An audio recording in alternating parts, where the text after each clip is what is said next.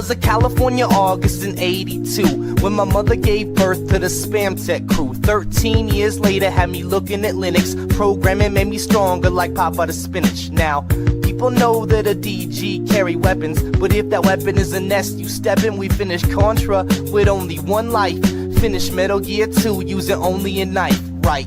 People might think that we're frontin', then they see all the news online that I'm putting. My rhymes flow just like my code, even though my source is owned by SCO. What about my Indian? I keep it low. See me on Gunbound, call me pro. I'm a certified legend, but I'm still your bro. This is a PSA, boy, the more you know. No. I'm a legend everywhere that I go. Every distro, every Craigslist hoe pumping they fist, yo. Can't get enough of Whitey Crackers jams, and they can't get enough of Whitey Crackers spam. I'm a legend everywhere that I go. Every distro, every Craigslist hoe pumping they fist, yo. Can't get enough of Whitey Crackers jams, and they can't get enough of Whitey Crackers spam. I said my heart's wide open, goatsy, and my windows min like Ho Chi. I'm just another nerd, but I rap about it. Shit talk on the net, then I laugh about it. I've been caught slipping like the Star Wars kid when I'm on eBay sniping a bid. Catch me on a webcam like Numa Numa. See me at the club and I'm rocking Puma. Another net legend if you see me yodel. Spit a little something that's anecdotal. Tell me about the time the E-bombs world stole your chop like I stole your girl. Catch me on Gen May, not something awful. Low tax would ban me, raffle. I'm a certified legend, but I'm still your bro. This is a PSA, boy, the more you know. I'm a legend everywhere that I go. Every distro, every Craigslist hoe pumping they fist, yo. Can't get enough of Whitey Crackers jams, and they can't get enough of Whitey Crackers spam. I'm a legend everywhere that I go. Every distro, every Craigslist hoe pumping they fist, yo. Can't get enough of Whitey Crackers jams, and they can't get enough of Whitey Crackers spams. Yeah. I'm a legend everywhere that I go. Every distro, every Craigslist hoe pumping they fist, yo. Can't get enough of Whitey Crackers jams, and they can't get enough of Whitey Crackers spam. I'm a legend everywhere that I go. Every distro, every Craigslist hoe pumping they fist, yo. Can't get enough of Whitey Crackers jams, and they can't get enough of Whitey Crackers spams. Yeah.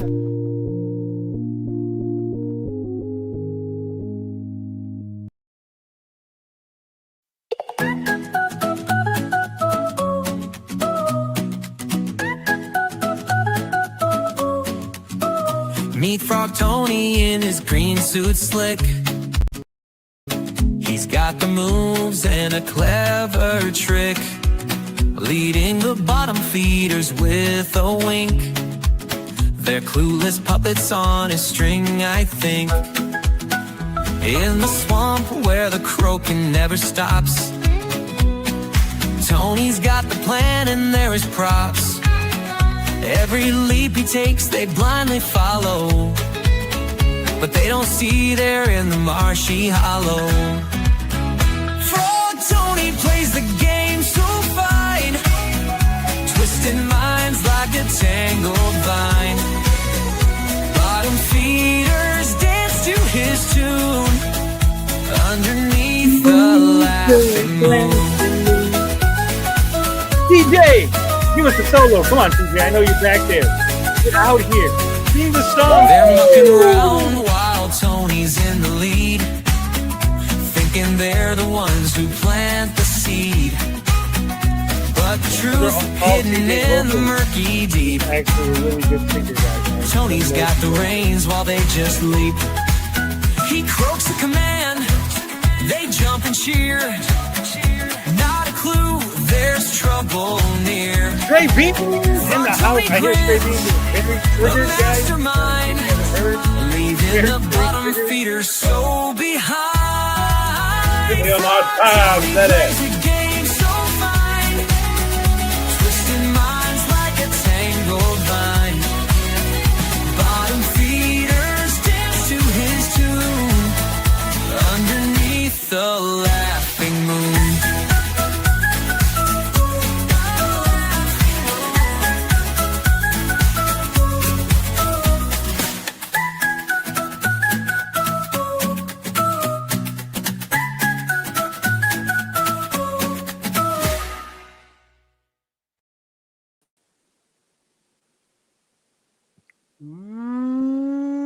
What's up, meatbags? It is the Alpha Imitated, never duplicated, chosen one of CG, Chicano, Stanley, bad guy, bad dude, bad actor, the lighthouse in the middle of the sea, a leading YouTube, Comicsgate Destiny, the great brown hope, the detractor pope, the true chosen one of CG, who's always rated R and never PG. The one, the only motherfucking frog, Tony. Gentlemen, we have a lot of things to cover. We got some video game news, and we got some movie stuff that we're going to cover. I guess it's kind of like video game news. They're sort of related. They're tangentially related. And I have an exclusive Eric July faux pas clip.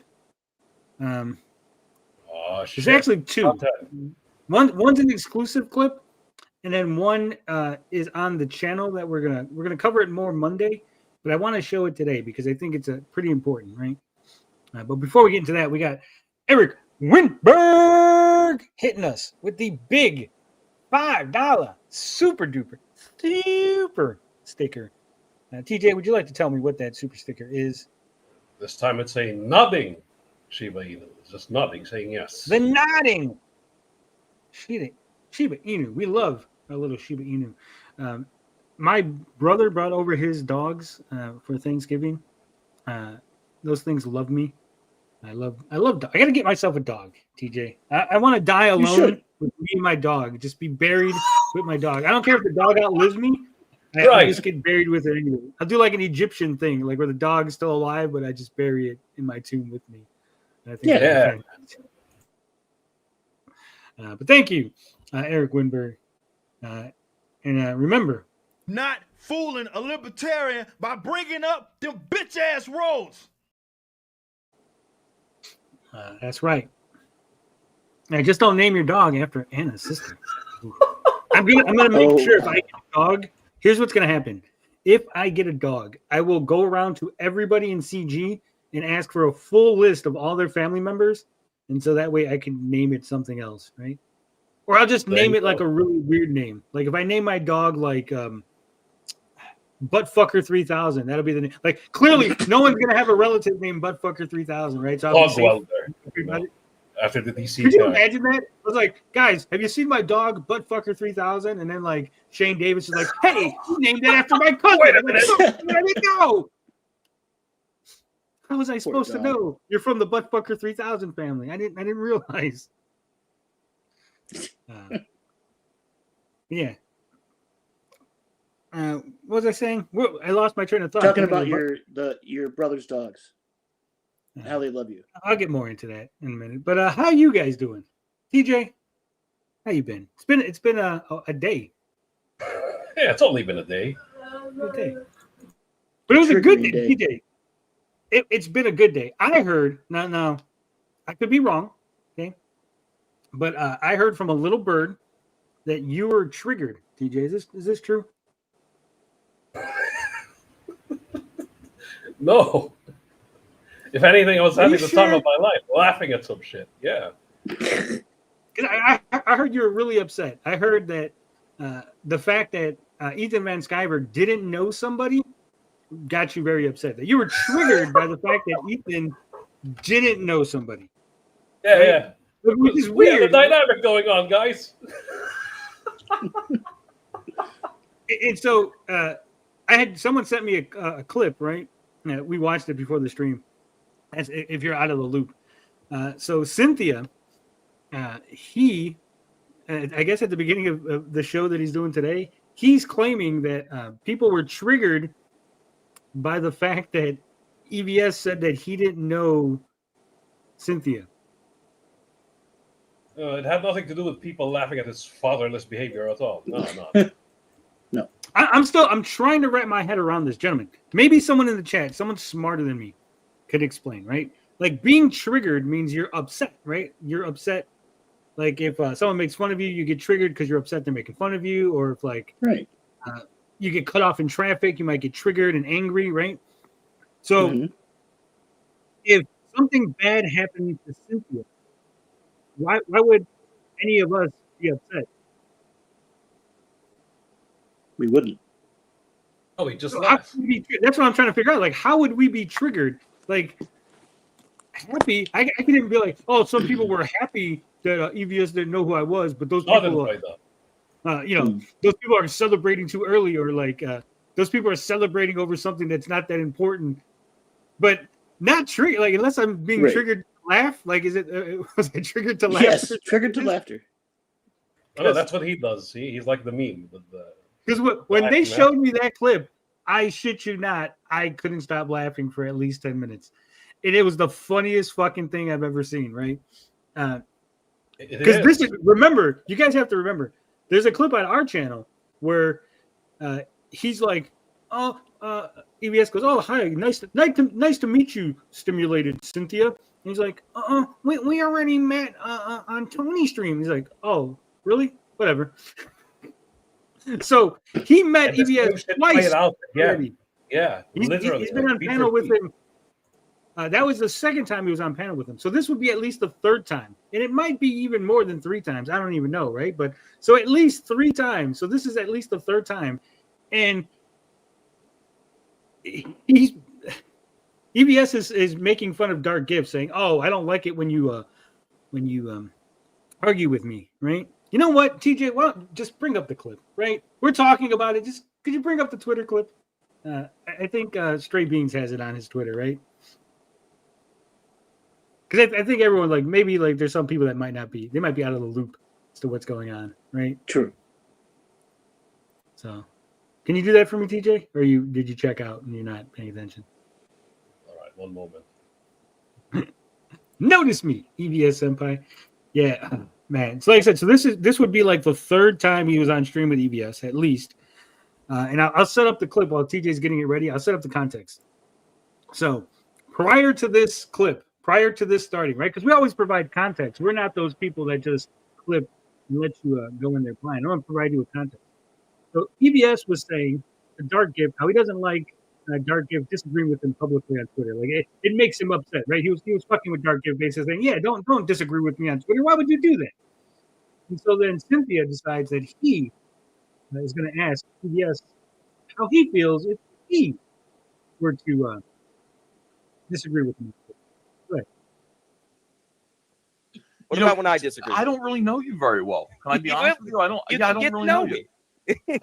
No, I don't. I barely know who you are. Like He said, what about me? Well, I don't really know you. Well, get to know me. He goes, no, I don't want to. I don't really know you.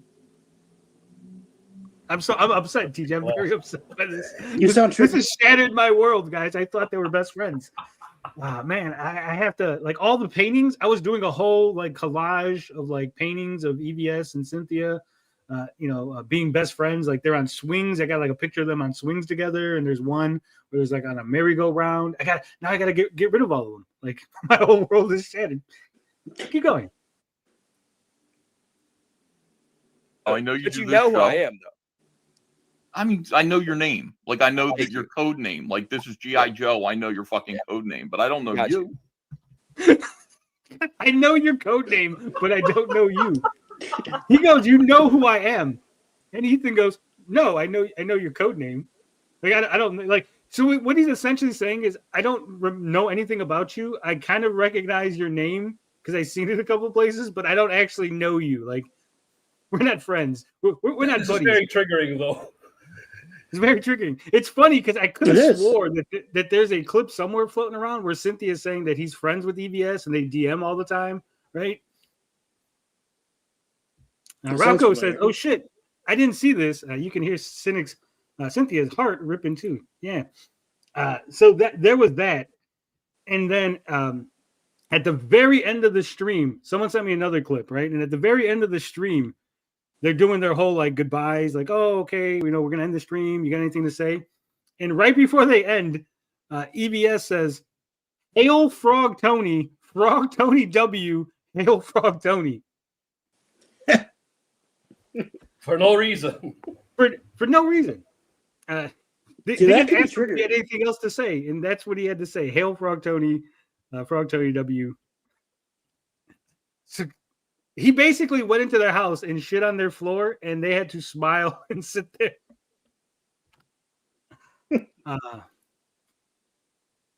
Oh, there's a clip of Cynthia bragging about negotiating with Ethan. Ethan basically says if Vaughn stops fucking going at him, then of course he has no reason to go at him. And Cynthia's taking that as a negotiation, guys. See, I got Ethan to agree to not mess with Vaughn when Ethan was never messing with Vaughn. Ethan doesn't mess with anybody. He just reacts. EVS is a bro. What can you say, bro? EVS said, fuck your couch. Yeah. Stray Beans, can you send the clip that you sent me, Stray Beans? Can you send it to TJ so he can pull that up? Because there's more than just the triggering in that clip. But Otto, how you doing? Were you triggered? Are you very triggered by all this happening? Triggered to laughter, yes. Triggered to. It's just, oh my god, dude, it was funny. Like when Ethan's on a roll, there is nothing funnier, man. Yeah. And he was just on a roll, bro. Obviously, this is not how I wanted to start the show. I don't know what it was. Something I must have hit my head, and I was like, just started talking about this shit because I was so triggered. I couldn't help talking. About you can help it. Yeah. But yeah, Ethan was on a roll. There was one part though, and again, maybe you guys are smarter than me, right? Chat smarter than me, panel smarter than me, so maybe you guys can help me. But Ethan said that he told Vaughn to stop messing with Liam because Liam will always react, and that basically Vaughn, as the more adult party will say, right? The more responsible party should walk away and just stop fucking with Liam, right? Like, don't matter what he says, like just, eventually he'll stop. Yeah. He'll be the bigger tucker himself out and it'll be over, right? Yeah. So I was informed that Cynthia told EVS that he's actually pro Liam and that he would be 100% pro Liam if it wasn't for me. That because I somehow convinced Liam of lies about him going at Liam for months, because Liam, obviously Cynthia's never gone at Liam for months. There's not, stream after stream after stream showing images of Liam being in the thumbnail and the title, them talking about Liam. No, those don't exist. The reason that Liam is upset with them is because I told Liam to be upset with them. And so if I never told Liam to be upset with them, they wouldn't have to react to Liam reacting to them. Make that make sense. And again, I'm trying to wrap my head around this. Well, if they're saying that they're reacting to Liam, they have to react to Liam, right? But isn't this the same argument with Vaughn? You don't have to. You could walk away. Liam's talking about us. Well, just don't ignore him, right? Ignore Liam. Walk away. Mm-hmm. It's almost like those guys are so full of shit that even with EVS on there, they tried to make it about me. They had EVS's ear.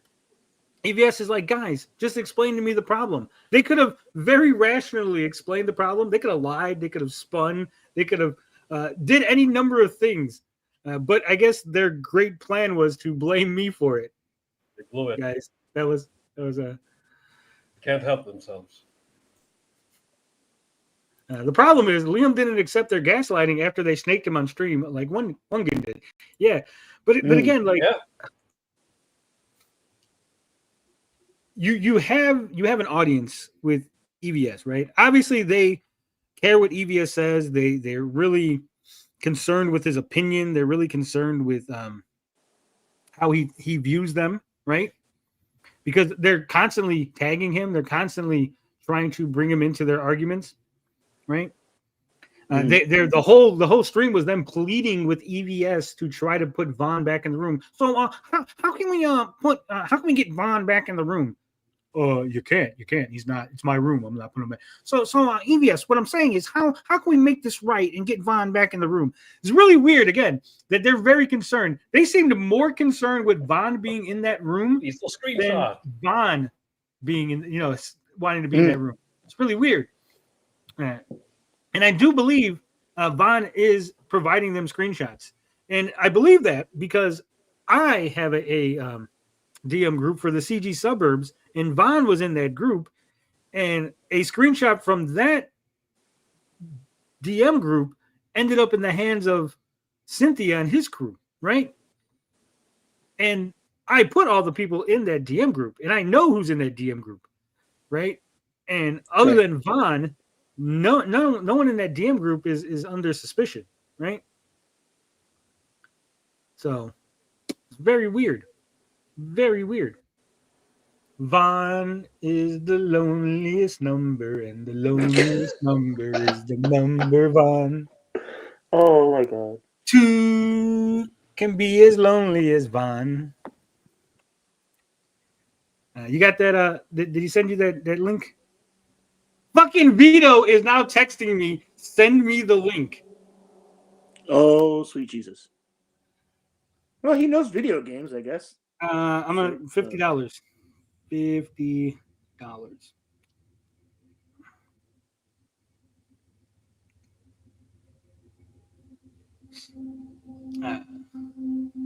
Vito, lol. Yeah. So many. I got so many ex-girlfriends that keep constantly trying to hit me up. So this is Including him. Look at this. Look, I love Tony, guys. He's definitely not triggered by me. This definitely is not ex-girlfriend. Definitely not. No. Let's see what he has to say. Guys, he looks like his avatar, though. He's not a Tumblrino at all. No. You know, this week's been a little hectic. How did y'all like the Ethan Van Sciver coming on last night? That God damn it, TJ. Fucking Twitter. One moment. We're getting there. We're getting there. This is the intro. It's the intro. We're very triggered. Okay, 56K. How does Vito feel about the whitest kid you know movie not being out and film festivals being late? I have no idea. You should ask him. He says, "Me and you arguing is content." Twitter triggers me. Yeah. Go ahead. it's been a little hectic. How did y'all like the Ethan Van Sciver coming on last night? That pissed off a few people, right? Right? Pause it. That was fuck. Pause it.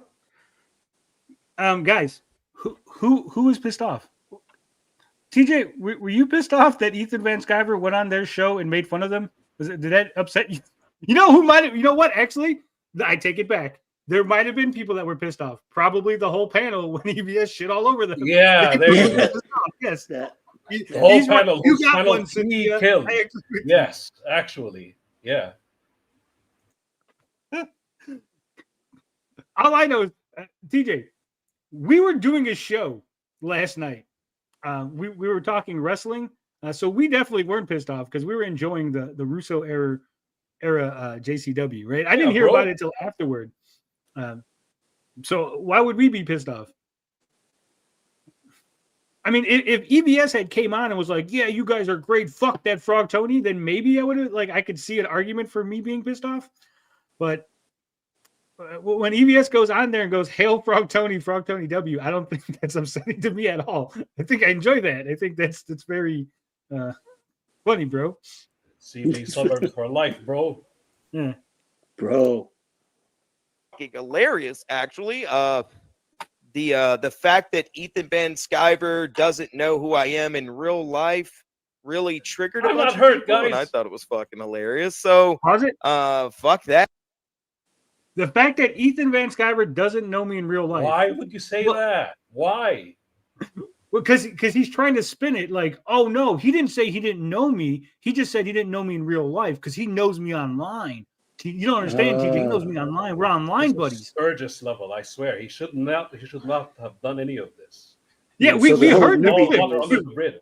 Dude, we saw the clip, and the clip is, I don't know you. I know your G.I. Joe code name. I don't know you. And when he goes, you can get to know me, Ethan goes, no, I don't know you. But hey, I'm very triggered by it. I'm very, very upset. I'm gonna write a letter. I'm gonna write like a 3-page tweet. Like, how dare you not know who Cynthia is, Ethan? Stan He Eminem. invited you over for Dear Thanksgiving. Ethan. Didn't you show up? There was probably a place. I bet you there was a place setting for Ethan. He's like, don't worry, Mom. My friend Ethan Van Sciver is going to be here for Thanksgiving. I told him on Twitter. We're Twitter Wow. DM buddies, and I told him to come on over. He's going to bring the whole family. It's going to be great. So, he's very upset. I think maybe he might be the one who's triggered by this. Go ahead. Who cares? I think it's been a weird week. Pause it. Who cares? Well, PJ. it ended. Good. He said, who cares? When he goes, what about me, Ethan? And he goes, I don't know you. And he goes, well, you could get to know me. I think you care, buddy. I think you care. I don't know how you could be such a sniveling, pathetic loser and then try to troll other people. I don't understand how you could be so fucking sad with this. Ethan, what about me, Ethan? What about when I argue with you? Well, Could it be me? I don't know you. You can get to know me. No, I don't know you. I know your G.I. Joe code name. What do you got here, TJ? What are you bringing up? The magnum opus. Oh, there's another.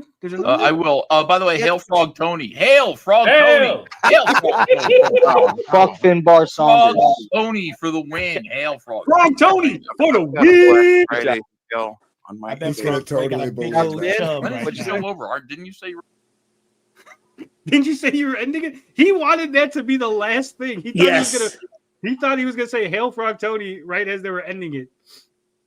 Yep. I wasn't Exactly. there. I wasn't in the chat.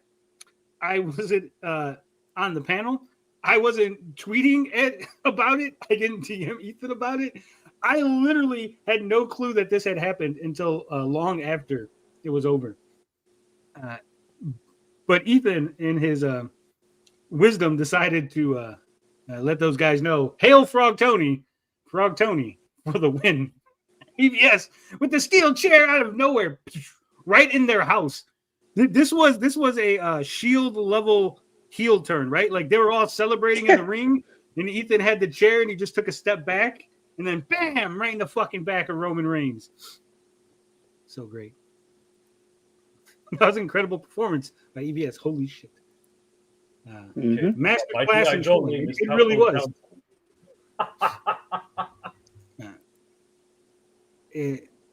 It was the most hilarious thing that I've seen. But I'm very triggered, guys. I'm very upset. I'm very triggered by Ethan hailing me. Where's the Katie's clip of Ethan's appearance? She could call it Ethan humiliates nobodies. Yeah. No. I'm sure she'll clip it in a different way. She'll clip a section where Ethan says something nice about them. It would be such a win if EVS joins the panel right now. I don't think EVS wants to come in here and talk video games. That's really we're gonna have one small Eric July clip, and then everything else is gonna be video games.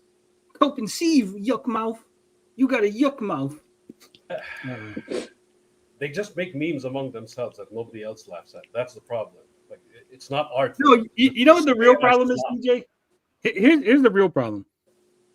You go look at the memes that people make about Cynthia. It is a wide variety of things, right? Go look at the memes they make about me. It is one singular thing. Just the one guy. Tony doesn't have teeth. Okay, next meme. Tony, did you know that Tony doesn't have teeth? Okay, you said that last time, but okay. Third meme. Tony got no teeth. Oh, okay. So that's it. That's all you got, buddy. Like, no, that's it. Okay, we got it. How many times are you gonna? You got 50 times? Are you tired of it? You're gonna keep 60, 70 times? But buddy, get new material. He's that little fucking meme of the crow who with the card where it says, get new material. He's like, oh shit, that's all he has. Yeah. Exactly, Krim. That's how it works. Cynic does spend a lot of time thinking about Tony's mouth. He does. He zoomed in. He took like pictures of my mouth. Really weird. I'm still laughing at the one gun stream. Dude, that shit is so ridiculous. You know, they were racist, but they might still be racist, but they're not racist to me, so it's okay. I didn't call them Nazis, but you know, they're okay now. I did draw a whole drawing of them with the swastika and everything. 56K1 says Tony walking around in real life with a missing tooth for decades. I don't think he cares. I really don't. This has not deterred my life in any way, shape, or form. When I hooked up with Freckles, she wasn't like, "Oh, you got a missing tooth." Confidence, gentlemen. Confidence goes a long way. Okay. I did call them Nazis, but the uniforms, I'm pretty sure. Oh wow! Yeah. Oh my god! Literally, yeah. Hugo Boss, baby. Yeah. Are you saying Cynthia made a fleshlight of your mouth? I don't even want to think about that, Carl. I know there was a clip someone sent me of Cynthia. Someone mentioned me. Someone else on the panel had mentioned Tony, right? Like, oh, do you remember that thing that Tony did? Someone had mentioned it on panel, and then Cynthia chimed in. Well, yeah, I was thinking about that while I was in the shower. Oh God! And then I went, all right, that's weird. That's a weird thing to say. Why would you admit that? You were thinking about me while you were in the shower. Correct. So when he's alone with his thoughts, he's alone in the most private place that you could be. You're in the shower. This is when you're supposed to have your brilliant ideas. Shower thoughts is a thing, right? You're supposed to be like, oh, I'm one with the universe. I'm relaxing, and I'm the thing that pops into his head. That's a really fucking weird thing. Rob Cole guy, it's because his real life, is insignificant. He only has online. That's what's really happening. He's miserable in real life. He only has. Why do people think of online shit while doing real life? I have no idea. Like, it is. So I was this Thanksgiving, right? Having the dinner and everything, and I was telling my parents that I had went out and hung out with Mint and Sean, right? And they're like, "Oh, who's that?" Like, I'm like, "Oh, some people I know from online, right?" And they're like, "Well, they want more." My parents are very nosy people, right? And also, I told my parents that I do accents when I do their voice. They're very upset. They're very upset about that. Mijo, why would you say that I have an accent? I don't have an accent, mijo. I'm from America. I'm like, I know, Dad, I know, but I got to do the accent so people know it's you talking when I do these fictional conversations. It's no good, mijo. I don't like it. I don't like when you do the voice. I'm gonna do it anyway. So I'm telling them about the Mint and Sean. I was like, yeah, my friends from online, and they're nosy, so they want like more information. Like, oh, well, how do you know them? And they're like, I'm so don't want to like discuss what happens online. Like, it's like so like because in a way, a lot of this shit is a little bit embarrassing, right? To be like, oh, we argue with people online. We talk shit, and this is a black guy named Eric July. Well, hold on, let me tell you the whole story. There's a black guy named Eric July. We read some comic books, and then, right? So it's like, so Sean dressed up in a bunny costume, and he went to this fucking convention. He was like, hey, say hey, Comicsgate to Eric July before security dragged him out. Like, I don't want to be telling him shit like that. So I'm just like, oh, just people I know. So I have no fucking clue why anybody is doing any of that shit. Mijo, why you do the voice? La migra is gonna get us, okay?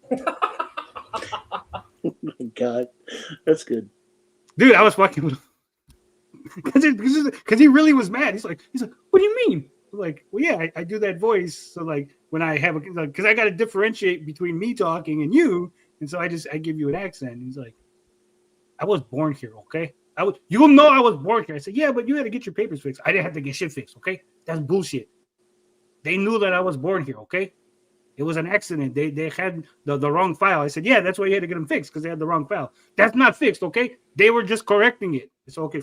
Whatever you say, oh man, I want to argue with you on Thanksgiving. They were just correcting the record. You were born here. Trying to explain the Miko drama to people was funny. I had it down to a CEO video game hack dislike me because I can think for myself. So it's always a good time when I got to explain all this weird gay internet shit. Mm-hmm. But Steve, can you bring up the clip that's in the private chat? Also, so you guys know. I'll tell you in a minute, but it should be. I think it's the last. Is it the last one? Hold on. Fuck, I don't even know. It doesn't. It just has fucking a bunch of things. It doesn't actually show what the clip is. Fuck. Hold on. Oh, do you want the Eric July stuff? No, it's not that one. Just the one, yeah. So it's the second YouTube link.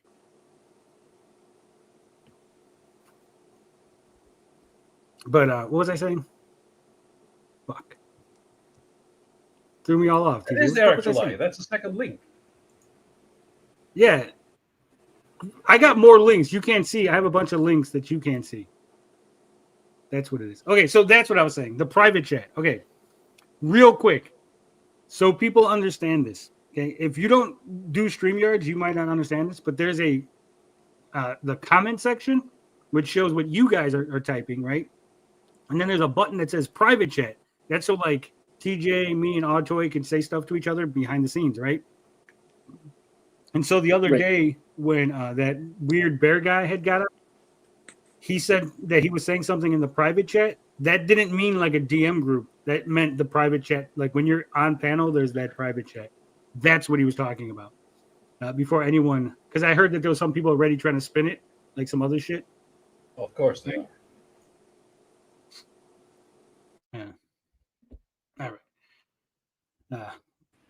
Says Eric July gives much love and a shout out to EVS haters. What's going on here? It's a short.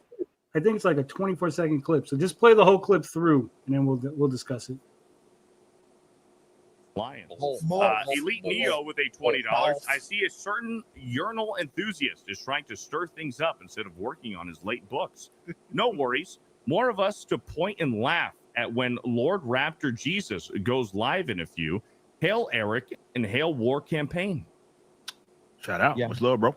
Shout out. Much love. Thank you. Elite Neo.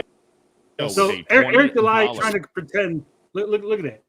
First off, you could tell he knows they're talking about EVS. Obviously, so War Campaign went into a Geeks and Gamers stream to give money to Jeremy so that they can get Eric July to say hail, and shout out, and they could try to denigrate EVS, right? A bigger man would have said, hey, don't pull that up, or hey, that I don't know what you're talking about, or that's bullshit, or I don't want to be involved in drama, but awkwardly shouting out to Warcamp. Yeah, because he's scared.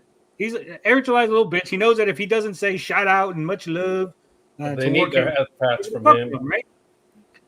And here's the thing. I know War Campaign's very upset with me. War Campaign doesn't like me, despite what Cynthia will tell you. War Campaign doesn't like me, right? Was Campaign they really cannot stand me. I think they hate me more than Cynthia hates me.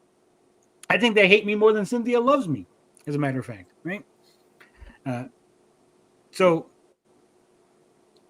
Eric is scared because they'll start fucking with him, right? But here's the key, guys. I don't know if you understand this. I'm going to tell you the key to defeating Was Campaign, okay? 48 people are here. I'm going to give you the secret for how to defeat Was Campaign. It's real easy. Okay, you ready for this? Mm-hmm. You hit the block button. That's it. Guys, guess what? War Campaign is shouting out into the void. They're shouting with their impotent rage about me. And I have no fucking idea. I'm assuming, right? They might not be. But I'm assuming they are because they're all blocked.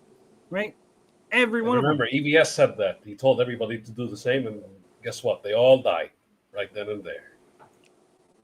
I mean, I don't understand why Eric July is scared of them. Oh no. Just block them. They're not worth your time, right? So some Twitter handle called I hate EVS 32 War Campaign.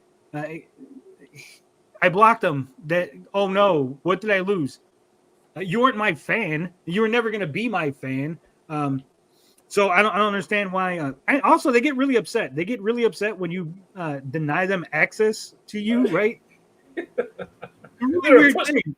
Oh, look, he blocked me. That's my favorite part.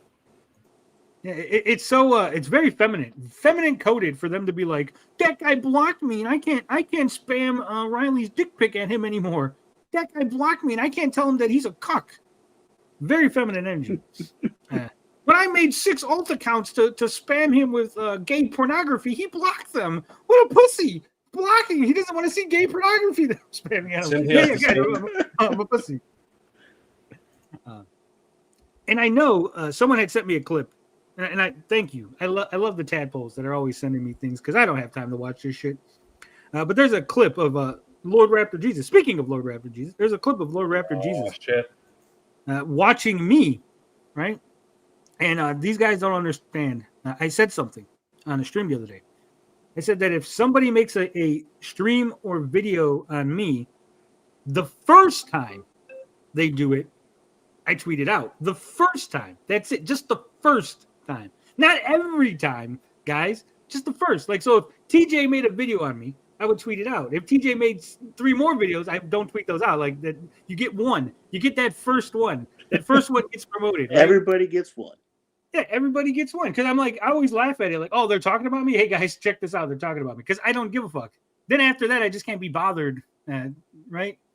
But that first one you get. Everyone gets one.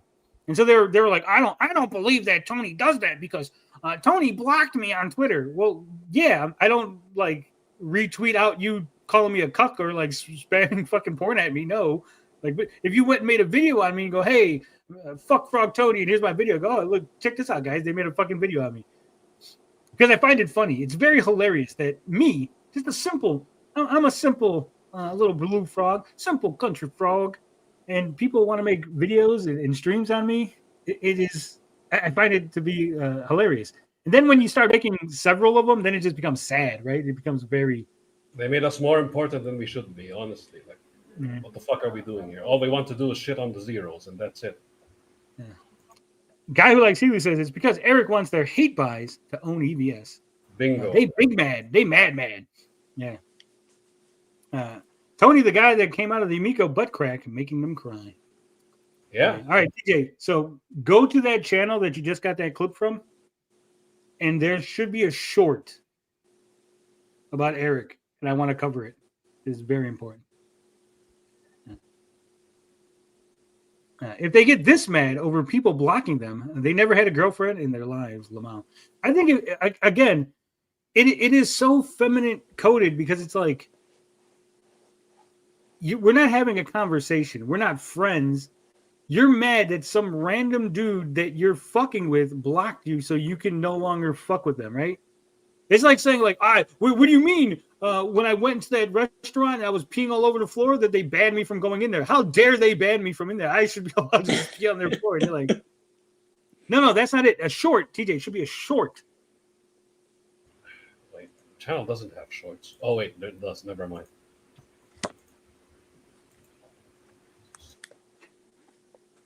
TJ, laser, everybody. Remember when that was your name, TJ? Yeah. July takes the Lord's name in vain. Let's go. See what happens here. Wait a minute. Why is it mute? God damn it. Wait 1 moment. Technical difficulties. I get happy anytime Blinded Braille blocks me. Me too. I uninstall X, so I don't know what War Campaign is doing now. I just use it because, again, I talk to certain people through Twitter, coordinate certain things. And not talking to people and moving on is part of life. It really is. And again, I understand, like, if we're friends and I block you, like, I understand you being upset over it, right? Or if, like, we're trying to work together or collaborate and I block you, or, like, we had some sort of business relationship, I block you, right? But if you're coming at me sideways, right? Like, I threw mud at you and you blocked me. And like, yeah, why are you upset? I've taken away your ability to throw mud at me? Oh, you need to fight me. Fight me. Yeah, I'm not going to spend my precious time going back and forth with you guys. Because here's the thing, right? You're not going to convince those guys. Campaign isn't looking to be convinced. There's no argument. They just want to fling shit at you, right? And I'm like, I just don't want to be flinging shit. Like, maybe you enjoy, like, rolling around in the shit-filled mud, I don't, right? Like I'll just do It's something in the name. else. It's a campaign. They're not there to, negotiate or anything. It's a smear No, campaign. it's just blood sports. Yeah. But it isn't even blood sports because it's just Twitter. It's like there's no audience. I'm not getting paid for it, right? Fair, yeah. Good. People consume media. It's not the same way that they were consuming it. Let's say in the early 2000s, early to mid 2000s. Oh God shit! damn it, man! All right, hold up, y'all. I promise you, I'm gonna answer this question. But I may end up having to use my goddamn webcam. Hold up. People consume media. That was it. He dropped the GD twice. I thought Eric July was a good Christian. He converted the Saska sister to Christianity, and he's dropping that's the worst blasphemy you could drop. Almost. I mean, Jesus Christ, Eric. The camera turned off conveniently. That's I don't know. That's kind of fucked up. Like it wasn't like, oh fuck. Like remember, if you say that, if you say that so freely like that, right? That's what you say in your everyday life. Like the idea that Eric July, oh man, he was under such duress. No, that was Eric July's natural reaction to something is to take the Lord's name in vain. Christian That's like Eric Sturgis. July. Yeah. Like when Sturgis said the N-word and he was like, like, you said it so freely because that's what you say in real life. Right? When I saw that, I was like, not today, Satan. Not today. This isn't reaching. Grandpa Ice almost rolled over in his grave. Look, I swear I cuss a lot, but there's certain things as a Christian, as a Catholic, as a good believer in the Lord, right? That I don't do. That's one of them. Especially the way he advertises it. Forget us. We're normal people, but he's been advertising himself as a Christian. Him and the Soskas. Stray Bean says, I found an old short from Eric where he said his detractors don't know how to meme. He's not saying that anymore. Definitely not. All right. Let's talk some video games and some movies. Conveniently, I got both. Let me pull up this article. That's right. I'm pulling up an article. That way I don't have to worry about TJ scrolling in his weird TJ way. Just pull up. He just scrolls all over the place. He's fucking weird. Is it not showing? God damn it. Can you guys see it? Nope. I guess you'll have to put up with my scrolling. just when I as I say, just when I God damn. Hold on. There it is. There we go. And you can see this, right? Yes. Can you see this, TJ? Yep.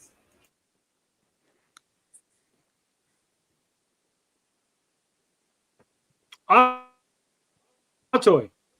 Yes. Can you? And now your hear? voice, your sound is busted. By the way, you're We're losing you, Tony. Let me stop sharing that. TJ, you're gonna. I spoke too soon. TJ, you're gonna bring it up. On my end, it's showing me like talking really slow. So I don't know if I'm like stuttering. Right? It fucked your sound. Yeah, exactly. Subjugates. That's what it looked like to me. Like it was fucking my sound. Yep, it did. Back to me scrolling then. I mean, TJ, you're the best scroller on the panel. No one can scroll you, TJ. This isn't the thing I was bringing up either, TJ.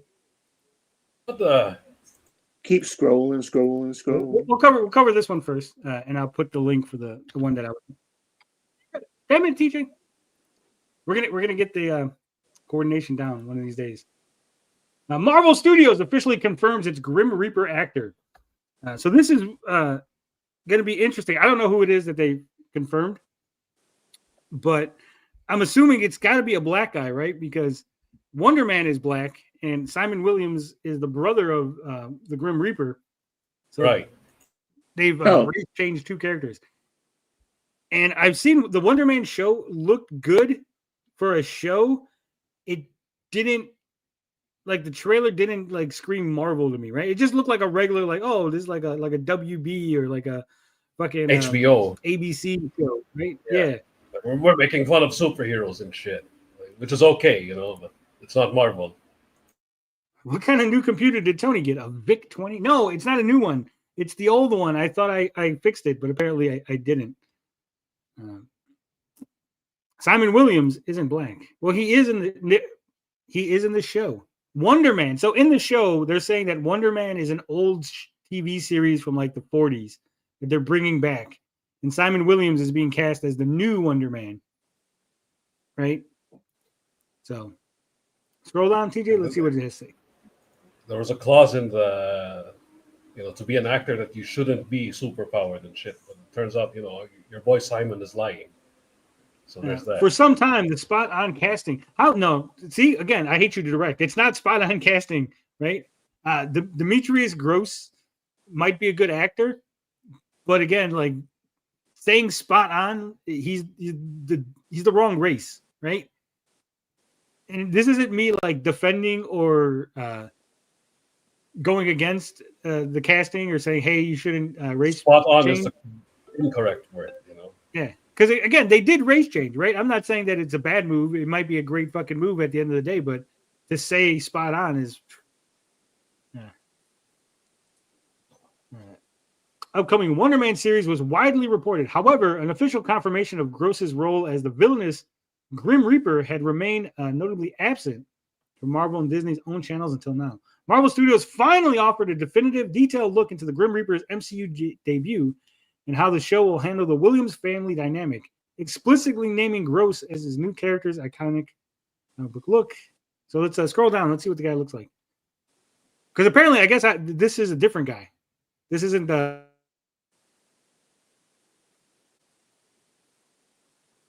Oh, did we lose Tony? We lost Tony. God damn it. What? There he is. You didn't lose me. There he is. We lost you for a while. I was talking. Fuck this. Fuck my life. I said I didn't. Okay, when I read the Demarius Gross, I didn't know that was a different actor. I thought that was the actor playing Simon Williams. That's why I was confused. But also, this is still not spot on casting because, again, it is a race change, right? Yeah. I think I've seen this guy before. I think he was on Fear the Walking Dead. Like he played twins on there. But he was really good on that show anyway, even though it's a bad show. But he was a really good actor. I died there for 10 seconds. All right, scroll down. Did they show his costume? Oh. Keep going. No costume. Let's keep going. Oh, there it is. The original. Yeah, I wanted to see if they showed anything from the series of his costume. I don't know if they're going to have a little at the top. I don't think that's his costume. I think that's like a toy or something. It looked AI. It didn't look. Gotcha. Anything else on the bottom of this, TJ? No? All right. Scroll back up. Right. Stop right there. No, right. Little down. To the quote. Little bit more. Right there. There we go. It says, to that end, one special episode finds Simon returning to his childhood home in Pacoima? Yeah. It's in California, I believe. Is that a real place? I know, like Pacoima. Is that how you say? Is that how you spell Pacoima? I thought Pacoima didn't have an I in it. Oh, maybe. I don't know. Now I'm like, yeah. Hold on. If only Vito was on panel, he would know if this was in California, right? That's what I'm saying. It's in Los Angeles, yes, Pacoima.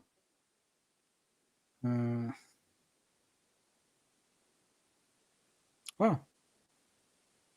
I guess it's pronounced Pacoima, but it's spelled Pacoima. Anyway, one of the oldest neighborhoods in the San Fernando Valley. There will There, we will meet several members of the Williams family, including Simon's mother, Martha, and older brother Eric, as well as a few cousins. We will learn how Simon's relationship made him the person he is today. Okay, so again, if you're familiar with the Simon Williams character from the comics, the brother should be in jail, right? So in the comics, Simon Williams owns a business, and his brother works for him in this business. It's like a tech firm, and his brother goes to jail for embezzling money from the company, right? Okay. And then years later, you would find out that actually it was Simon that was embezzling the money from the company, but his brother took the fall for him, right? And so Simon Williams joins up with Baron Zemo, and he gets superpowers, and that's how he becomes Power Man before he becomes Wonder Man, right? He becomes Power Man, fights the Avengers, goes, wait a minute, these guys are good guys. I'm going to team with them. And then he becomes a superhero. All the while, his brother is rotting in prison for a crime that he didn't commit. Then Wonder Man dies working alongside the Avengers. So his brother breaks out of prison, contacts some people, gets his costume, becomes the Grim Reaper to avenge his brother's death, even after his brother put him in prison for a crime he didn't commit. He was going to avenge his brother's death. They made black guy because of ghetto crimes. I mean, there's a way to do it.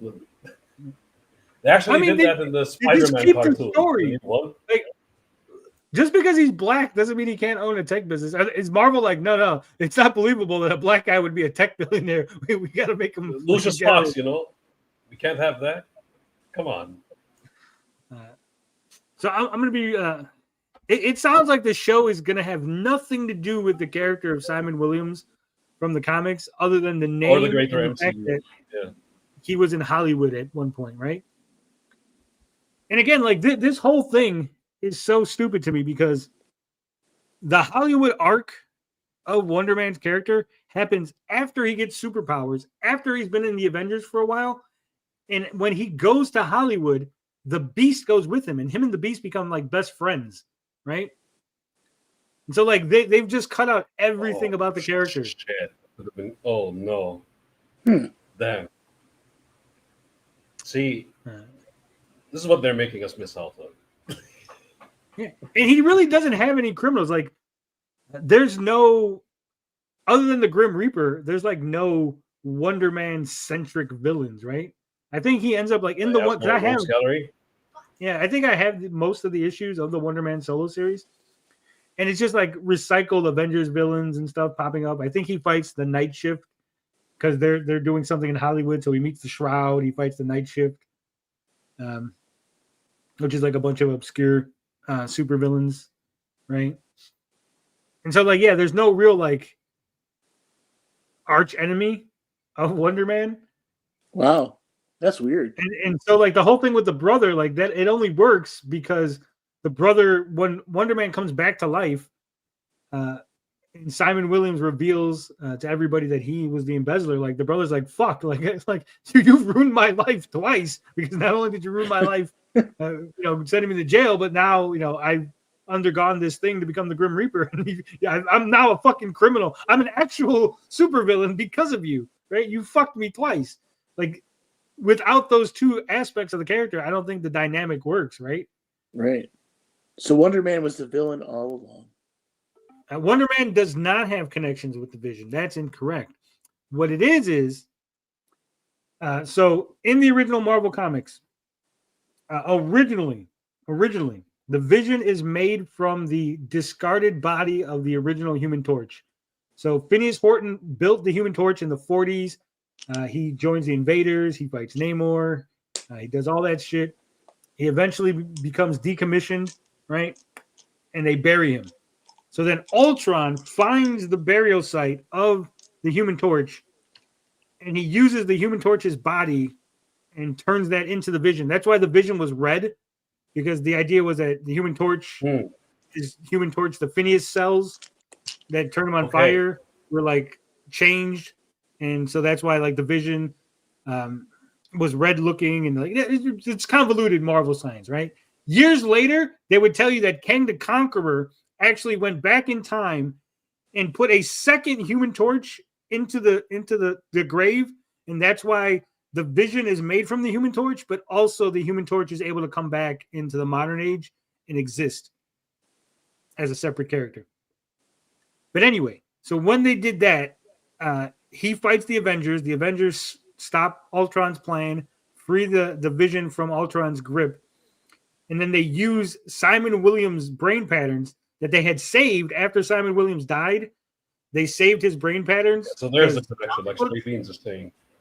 Yeah. And they put Simon Williams' brain patterns into the Vision. And that's why the Vision ends up dating Wanda. And then later on, when Simon Williams comes back to life, he basically tells him, "Hey, that's my brain. Like that, you can't. Who gave you permission to put my brain in that robot?" And so they take it out of the robot. Was I in love with Vision or Wonder Man? What's going on? Yeah. Well, yeah.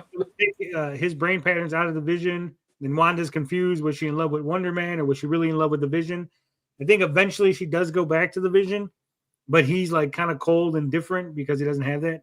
Yeah, Jim Hammond is what the Human Torch called himself in the modern age. That is correct. He also, so Jim Hammond then in the modern age would go on to help Luke Cage and Iron Fist start up a new Heroes for Hire. But that's a whole nother thing. But guys, I don't read comic books. I have no idea what I'm talking about. I know, you're such a tourist. Yeah. Tourist, bud. It's like how they blew it with Adam Warlock. Like Adam Warlock is such a important character, and then he's like, nope, he just appears in the one movie. Bye. The Vision show was supposed to have Grim Reaper as a villain, but there's no connection anymore. Yeah. Well, they fucked up Adam Warlock so much because I don't know. Again, if you don't follow the comics and you don't really know everything, but Adam Warlock was created by a group of scientists called the Enclave, right? The Conclave. One of the claves, right? Basically, a group of scientists were like, "Hey, we're going to create like the perfect man." So they create him, right? Originally, Adam Warlock didn't have a name. His name was him. He was just him. Right? He was him. Like the kids say these days. Fucking pronouns. He was him, right? And so him eventually leaves for the stars and meets up with the High Evolutionary, and that's where he ends up getting the name Adam Warlock. And he does the whole thing. He goes on Counter Earth. He saves Counter Earth from that was his name, the Man Wolf. He becomes like a Jesus figure to the people of it's not Counter Earth. It's like Earth 2, Second Earth. Maybe it's Counter Earth. I forget what the fuck. It's a second Earth that fucking the High Evolutionary built. Counter Earth. Yeah. So they did all that, but then Adam Warlock had the Soul Gem. Okay, originally, the Infinity Gems weren't what we knew them. Originally, they were all called Soul Gems, and Adam Warlock had one. He had a Soul Gem, right? And he was using it, and it would suck out people's souls, and it would put their brain pattern, their memories and stuff into Adam Warlock's head. And so, eventually, Adam Warlock runs into the Universal Church of Truth, and he finds out that there's a guy called the Magus, right? And the Magus is the head of the church, and he's a real evil guy. He's fucking all kind of shit. And it's eventually revealed that Adam Warlock is the Magus, that the Magus comes from the future, and he traveled back in time to start this church that's all through the cosmos, right? Like in the Marvel universe, there's basically a cult that goes across like worlds, right? So there's like aliens from all these different worlds in the Marvel universe that are all in this same cult, right? Run by Adam Warlock's evil future counterpart. Okay.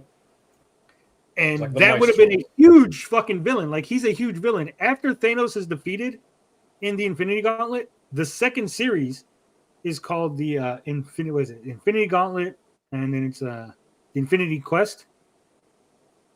No, Infinity War. So it's the Infinity Quest was Thanos finding the gems. The Infinity Gauntlet was when Thanos had it. Then Infinity War was actually when Adam Warlock's doppelganger, the Magus, had got it. So in the comics, Adam Warlock figures out a way to stop himself from becoming the Magus, right? And Thanos actually helped Adam Warlock because Thanos wanted to remove Magus from the board, right? Because he's like, oh, I can't do my plans if the Magus exists. So if I stop Adam Warlock from becoming the Magus, then I'll eliminate my competition, right? But at the end of the Infinity Gauntlet, Adam Warlock had put on the Infinity Gauntlet, and subconsciously his good and evil sides were like flushed out of his body. And so the Magus became like his own separate being. And that's what the Infinity War is, the Magus, right? And then after the Infinity War came the Infinity Crusade, because the good side of Adam Warlock decided she wanted the Infinity Gems. And so there was basically like the Infinity Gauntlet with Thanos was just the first third of that story. There's like two more thirds of that story that's never going to come out into the MCU. Damn. And like during the Infinity War, like the Magus created a bunch of doppelgangers of superheroes, including the Spider-Man one. I remember that. So, I mean, it was like again, it was a huge fucking event. Family. I remember that one too. And that's where you end up, like, after all that ends, you end up getting the Infinity Watch, where the Living Tribunal basically says that the gems can never be used again together, right? And he orders that they be separated and kept apart forever. And so Adam Warlock organizes a group of people, including Drax, Gamora, Pip the Troll, Moondragon, and Thanos. Thanos is actually given an Infinity Gem in the Marvel Universe. Okay, so there's 6 of them. Like the 6th gem was a secret, and that was the one that Thanos had. But he gives the gem to all of his buddies, and they all protect them from everybody. And then eventually, bring up like Marvel, Silver Fox, Eros, the other. Yeah, they like renege on the whole thing, and they basically go, actually, the gems can be used again. And then like the Illuminati get them, and they try to use the gems for all that shit. But it was like a good series and a whole thing. Like, and that's where you get the whole idea of Thanos being sort of like a villain with morals and like rules and stuff, right? Mm-hmm. The MCU is literally just wasted potential. It really is. People are good. I'm telling you, I've been saying this. Like, people are going to look at this shit like the way they look at Snyderverse today. Like, once it passes on. Guardians of the Galaxy game was as close to the true Adam Warlock we will ever get. Yeah. Yes. I love that game. The story of that game is so good, and it really does combine like the feel of the James Gunn Guardians movie with the comic book lore, right? It is disappointing that the game like flopped. I think the gameplay wasn't so good. Yeah, story was great. Gameplay was fucking really weak. And the new game plus, like these developers really got to get out of their own way. When it comes to new game plus, right? Give me all the shit that I've collected in the first run, right?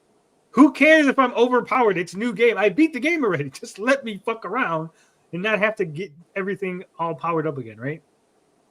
Yeah. Sounds epic. Let's not do any of that. Yeah. That's why I'm really, I love the MCU and I love the fact that I can see the characters on the screen, but I'm so like also mad at all the wasted potential. Yeah. All right, we're done with this one, TJ.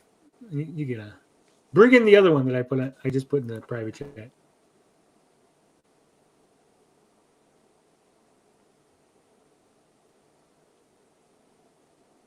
Mamma mia, Nintendo reportedly chooses its next big movie franchise after Mario and Zelda.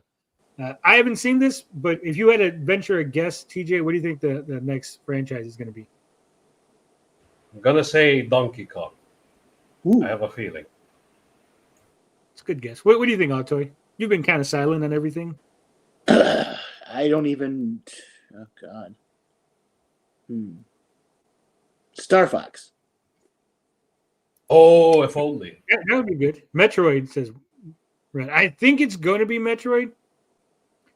But if it was me, if I was going to do a Nintendo-owned franchise for a movie. Fucking Punch-Out, man. Give me Punch. I want to see Punch-Out. Yeah. That'd be wild. Fucking Little Mac. Make it like the Street Fighter movie, the way they're doing it, you know? Make it almost like Rocky. It will work. Bring Mike Tyson in on the big screen. I want to see Little Mac fighting like 30 different racial stereotypes. Right? That's what I'm saying. Literally, the Street Fighter right now, all you're seeing is like the racial stereotypes, and they're all fighting each other. Punch-Out can be that. Dude, have you guys seen the design documents for the original Street Fighter? Mm-mm. Okay. I remember them. So you know how the original Street Fighter, obviously, like it is the World Warrior Tournament, right? So like they go all over the world, and there's different characters. Yeah. So in the original design documents, Blanca was going to be in the first Street Fighter, right? Huh.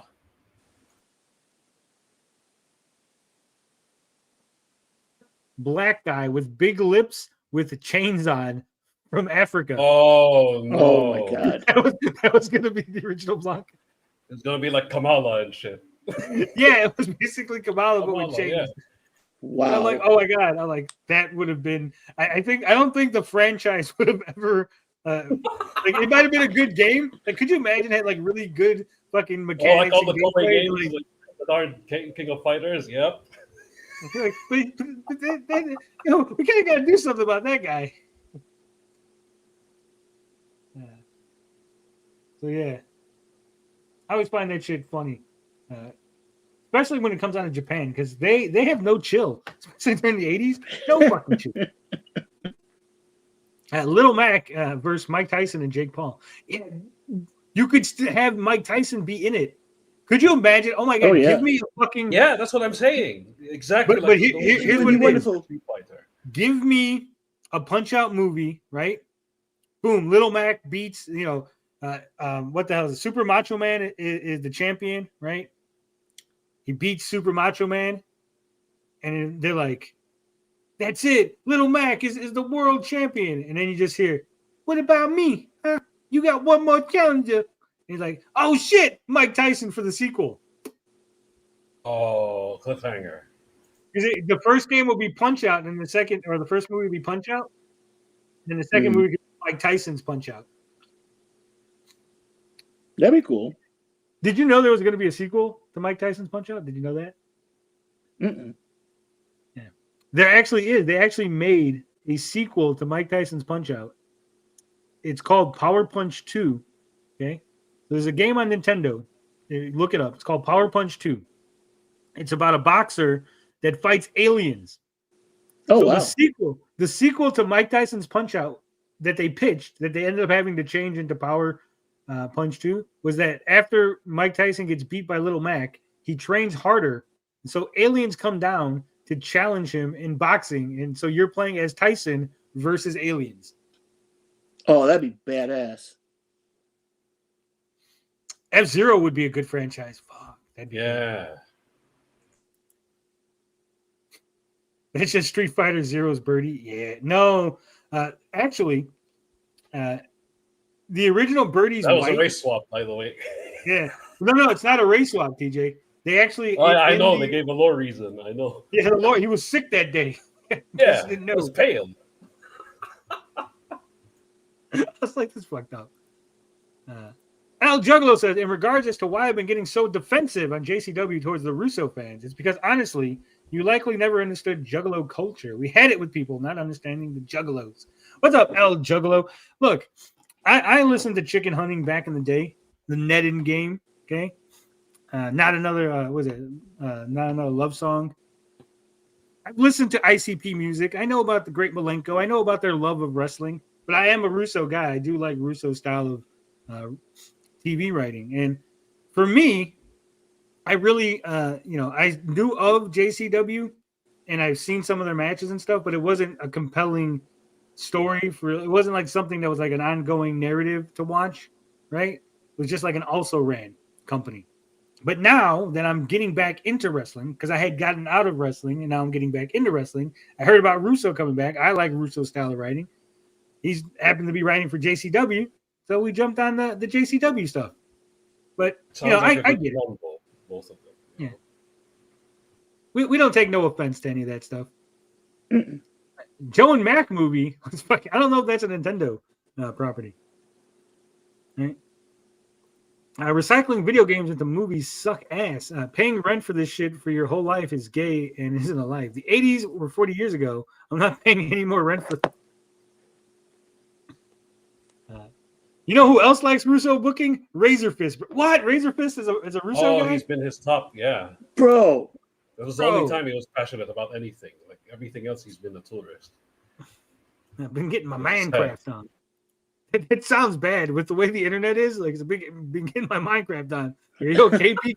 You've been Minecrafting a lot. All right. Let's see. Scroll down, TJ. What do we got going on?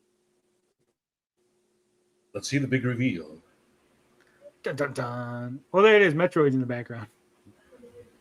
There it is. Well, oh no, actually, they got Ice Climbers and stuff back there too. Maybe it is Ice Climbers. Could you imagine a fucking Ice Climbers movie?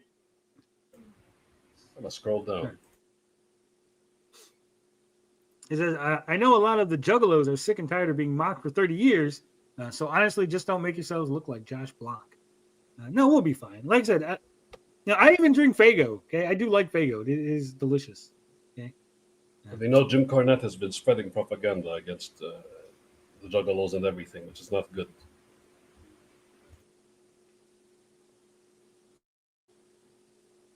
You tourist, Earthbound would make a great franchise, would it? It says Nintendo may have already identified the next franchise after Mario and Zelda that it wants to bring to the big screen. After decades of hesitancy about licensing out its IP to third parties, scroll down, TJ. Nintendo has opened the floodgates, forging strategic partnerships with Hollywood studios for movies based on its most beloved video game franchises. This has resulted in blah, blah, blah. Okay, keep scrolling. Oh, Insider, My Time to Shine. Hello. Okay. Oh. Yes. Yeah. Scoop. Universal is trying to secure the rights for a Metroid movie to add to their planned Mario Cinematic Universe. Scroll down. You know what I want to see? Give me a Metroid movie, right? So Samus beats all the Metroids, right? And then she's talking to headquarters, and they're like, "Samus, we got a new mission for you."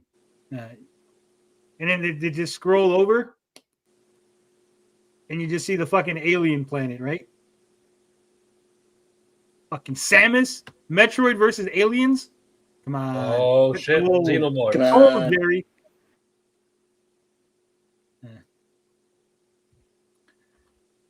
The perfect killing machine versus the perfect fucking parasite. Metroid versus Alien. Make it happen. Paperboy the movie.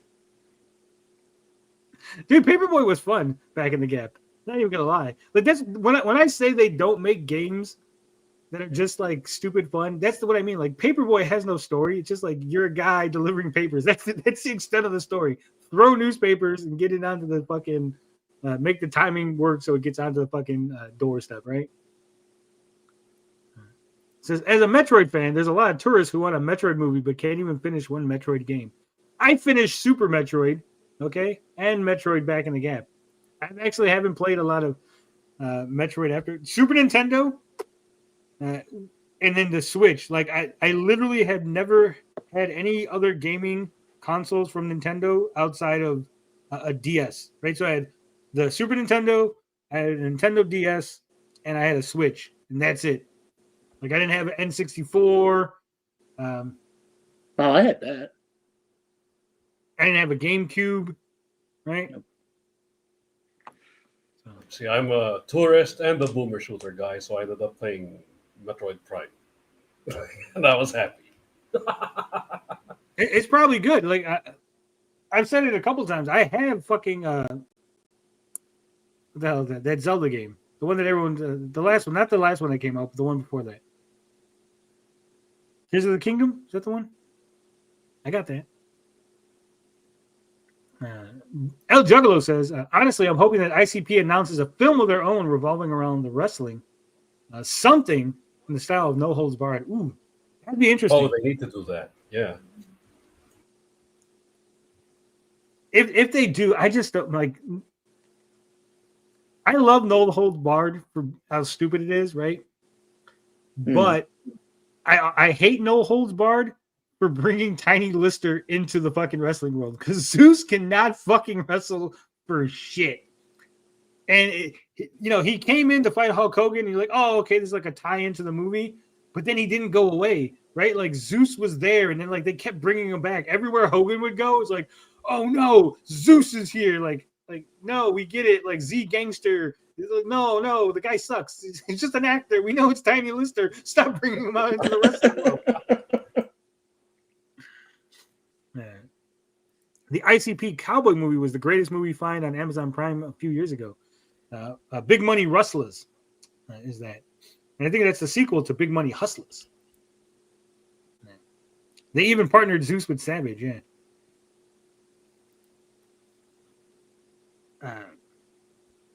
All right.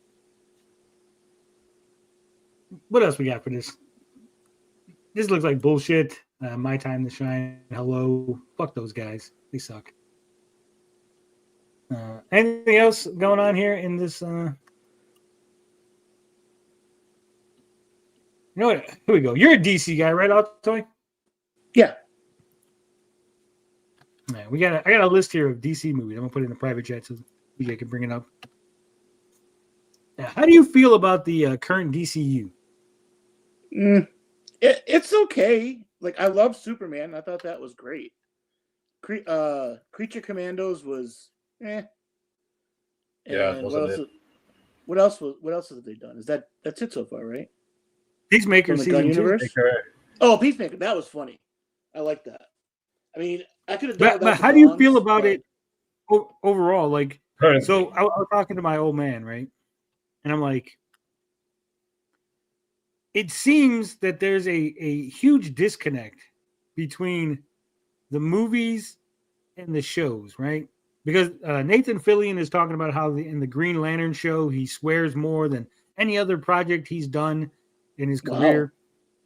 And, with the Peacemaker show, you got like the orgy scene, you got people doing drugs, ultra violent. And then the Superman movies like PG, right? And I'm like, right. And I think Creature Commandos is like kind of really violent too, right? Like, big time. They're saying Lanterns is going to be violent too. Yeah, so it's okay because Red Lanterns are involved. Fine, So what I'm saying is, you got like the kids are like, yeah, Superman, that's great. Okay, all the kids are watching the movie, they love it. What's the follow up? Peacemaker. Well, half your audience is gone. Like, kids can't watch fucking Peacemaker, right? Right. And I think like normies might be turned off by like some people that like Superman that are going to be, there's going to be a percentage of your audience that is not into like drugs and sex and all that and violence, right? Like, they'll watch Superman. So you got them into the Superman movie, and then you're like, hey, go watch Peacemaker, and they're like, oh, you've lost them now, right? Like, they're not going to follow this shit because it's like not the kind of shows they like, right? I think that DC's losing people, going to end up losing people. The worst especially part like is the Green Lantern. The Green Lantern show sounds like something like kids should be getting into. It's able to two watch, fucking space cops. You got two space cops on a buddy cop adventure across the universe. You go, also, it's going to be super adult. Like, oh, he's fucking lost the audience. Right. Like, Detective show. Come on. Yeah. Batman franchise. Hello. There's a way. Like, look at the Michael Keaton Batman is adult-ish, but it's not adult-ish in a way that's alienating to kids, right? Right. It kept the camp, which can make it accessible to a younger audience. Sure. I'm looking forward to the DCU being canceled and Warner bringing Snyder back. No more Snyder. See, Rotham agrees. He says DC biggest issue, in my opinion, is the tonal shift. Superman is family friendly, but shows feel adult. Like, my old man loved Lantern, but not going to watch a Squarefest. Yeah, it is weird. I mean, and then with Supergirl coming out is the next movie, but she's supposed to be like a rebellious version of Kara. So is that going to be more adult themed too? No, I don't. When Clayface comes out, that's definitely going to be R-rated. Full on horror now. Yeah. Is Clayface in the DCU or is it in the Batman? No, it's DCU. It's DCU. It's Gunn. Yeah. Which It'll probably be a good movie, but it's just weird to like again, like we're gonna take Clayface, who's a Batman villain who hasn't been introduced. We haven't introduced Batman. We're gonna make a Clayface movie. They introduced Clayface in Creature Commandos. Yeah, but no, I don't think a lot of people watched it. I know he did debut in Creature Commandos, but is it the same Clayface? Because there's been like 4 Clayfaces, right? Like I'm hoping it's sort of like the version from the Batman animated series where he was an actor. Yeah, I like that. It's Matt Hagen. Yep, that's what they're doing. Okay, good. See, that would be cool. Like that could be. I think the one in Creature Commandos is a different Clayface. Maybe. I don't remember. James Gunn will do his own non-comic lore version of Clayface. Yeah. Now, I was telling my dad about the Lantern show, and he's like, "Wait a minute, what about Kyle Rayner?" I'm like, "I don't." That's my boy. I don't know if he's gonna be in the show. He's like, "How could they skip Kyle Rayner?" I'm like, I don't, what do you mean how? Like they can just do whatever the fuck they want. Like they don't have to include. It's like, but then it's not respecting the lore. I'm like, I don't think that they really care. Well, Kyle did come later. I mean, it was after Emerald Twilight and everything. You know, when he was the only Green Lantern. But I thought he came before John Stewart. No, John Stewart was along before that. John Stewart's been around since like the late 70s, I think, early 80s. Like he had, he was Hal's backup. Like when Hal was out doing, intergalactic stuff, John would be there, to protect Earth and help out and be his fill-in. But John eventually got his own planet to look over called the Mosaic, which was kind of like a planet made up of a bunch of other planets. I don't know, but John's been around for a while. I thought you were gonna say like John Stewart got his own planet called the Mosaic. It was like a bunch of black people, like no, the ghetto part of the universe. No, but that's where Chip the chipmunk. Chip is a squirrel, Green Lantern, and in Mosaic he got run over by a truck. Poor Chip. See, that's the insane shit I want to see, like in a Lantern show. I hope they do that. Yeah. Like you want to see Chip and Mogo and all like the crazy different lanterns. That'd be so cool. Alan Scott. Yeah. Yeah, but Alan Scott wasn't originally part of that whole Green Lantern thing. Yeah. And then they adopted him in after the yeah. Was it New 52 or was it the other one? Crisis. No. It was after the Crisis thing.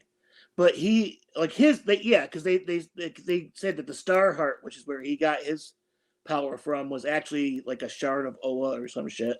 So he kind of was, but yeah. But he was a big help to Kyle Rayner. But also, he wasn't immune to yellow. He couldn't handle wood. Right? Wood, yeah. Which is really weird. Number 2 pencil. Like you could put him in a box and like, he was just fucked. Yeah. I'm so glad they got rid of those after the whole Parallax thing. Red for $2 says Autoy talks like Charlie from Smiling Friends. I've never seen Smiling Friends, so I don't know what that sounds like. Yeah, but it sounds like Autoy because that's what you're saying. Sounds terrible. Sounds like a 13-year-old with a 2-pack a day habit. You know what it sounds like? Fuck them hoe ass roads, man. Blinded says it's Alan Scott, Hal Jordan, John Stewart, Guy Gardner, Kyle Rayner, and then he doesn't include Simon Baz or the other chick. He says, "Fuck those new Green Lanterns. Anyone after Kyle Rayner doesn't count." Yeah, I didn't. The original Ingrid Valdez. Huh? What was her name? They even have the same name and everything. Jessica Totally Cruz. not a ripoff. Jessica Cruz. Yep. Yeah, didn't EBS Ethan, create Jessica Cruz? Ethan is the one who came up with He came up with most of Jessica Cruz, yeah. And then Shane came up with the Red Lantern Cat, right? Dexter, yep. Mm-hmm. And Finbar says, so who's the gay? Kyle Rayner or Alan Scott? Or Alan gay Scott. Together? Alan Scott is gay. Kyle Rayner is Mexican. Mm-hmm. So. But like the whole Alan Scott thing, that was very retroactive. I mean, he's been around since the 40s and he wasn't gay then, but apparently he just couldn't come out then, I guess. I don't know. I didn't read that one yet. Yeah, I think that's what they said. Like, he was always gay and he just pretended to be straight because at the time he couldn't come out. But now that he's in the modern day or something, that he can come out. Right. That's what I'm thinking. Which is He has stupid two because gigs. it's like Jade and Obsidian, or what the fuck's his name? Oblivion, something I can't remember. but he's like in the 40s, and you're like, oh, he's gay, so he had to pretend he was straight, and then you're like, but he's still in the 40s, and he's coming out because you didn't like move him forward. Oh, true. Yeah. So now it's just stupid. Like, was he like gay behind his wife's back? So now you turned him into like an adulterer because like, oh, he was secretly gay. He also has kids, Right. so like he had like at least sex a couple of times with his wife guess. that he didn't want to have. Like he just had like really weird, like uncomfortable sex with his wife, so they have kids. Yeah. He says you guys are wrong. It's just a different character. New 52 is weird. That's fair. New 52 messed You everything can only up, be man. Mexican or gay, not both at the same time. That's correct, Finbar. You are correct. Alan Scott got the Iceman treatment. Dexter versus Crypto. Let's go. All right. All 6 DC superhero movies and shows releasing in 2026. Confirmed. What do we got? How do you feel about her as A Supergirl? Yeah. I like it. I mean, she looks like Kara. I'm cool with it. You know, I liked her in that Millie gets all the cock. Love Millie. Yeah, I think she'll be good. All right. So obviously we know this is coming out and something Batman related. What we got? Just go down to the list. We don't need to read all this shit. Batman Nightfall. That's the name of the movie. Ooh. Graham Nolan's getting that paycheck. Him and Chuck Dixon getting that paycheck. Yeah. Speaking of Chuck Dixon, someone was telling me, who the fuck was it? I'm trying to think. But that movie with that Chuck Dixon had like wrote or whatever. The Working Man? Yeah. Oh, yeah. It was probably Perp. I think it was Perp when he was talking about the Working Yeah, it was Man. Purple brought it up. Yeah. They like no one supported that. Like One of the Zeros cared. Yeah. No, they cared just to like make a thing about it. Like, yeah, Chuck Dixon because you.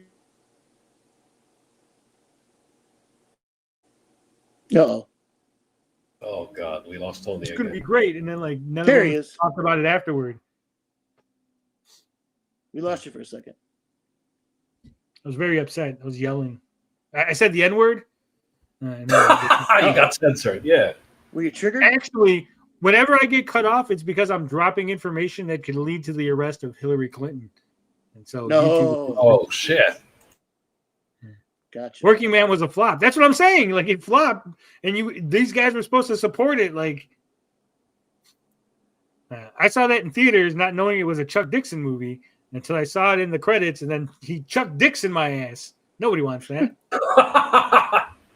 It's a Jason Statham movie. Come on. Is that the real reason Malin is mad at Nolan? The next movie gets him paid? I don't think so. Why would he be mad if Nolan's getting paid? That doesn't affect John at all, right?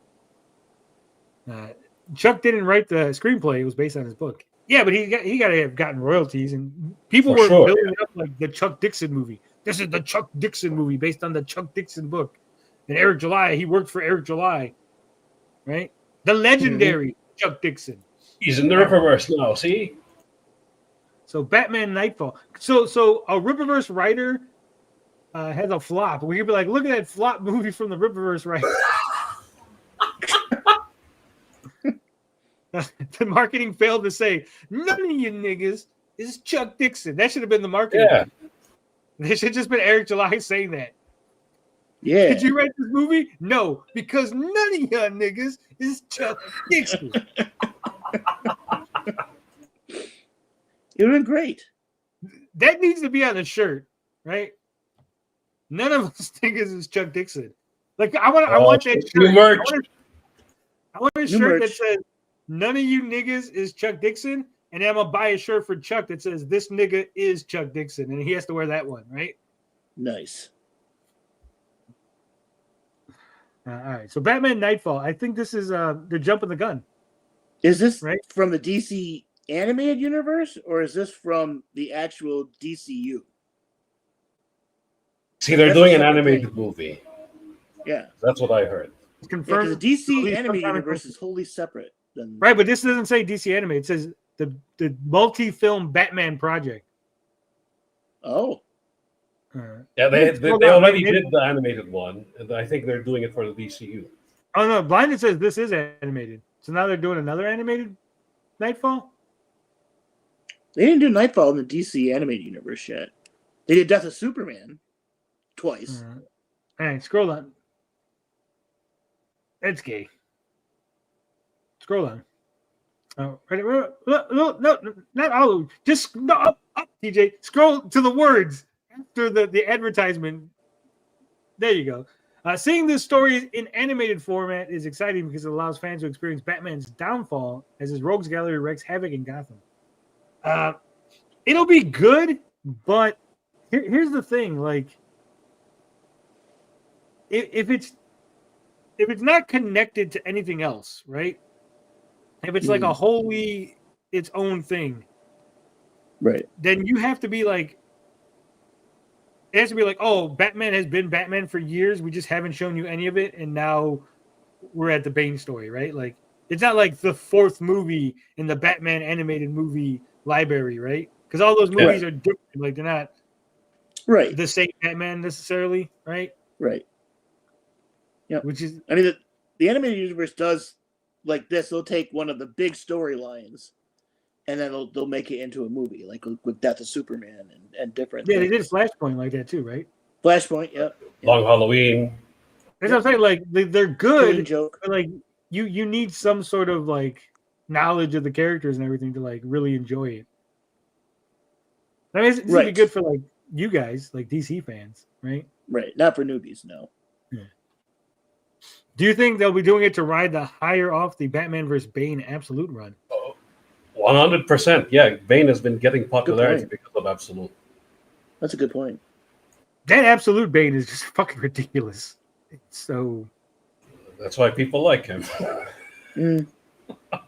That whole thing is so like.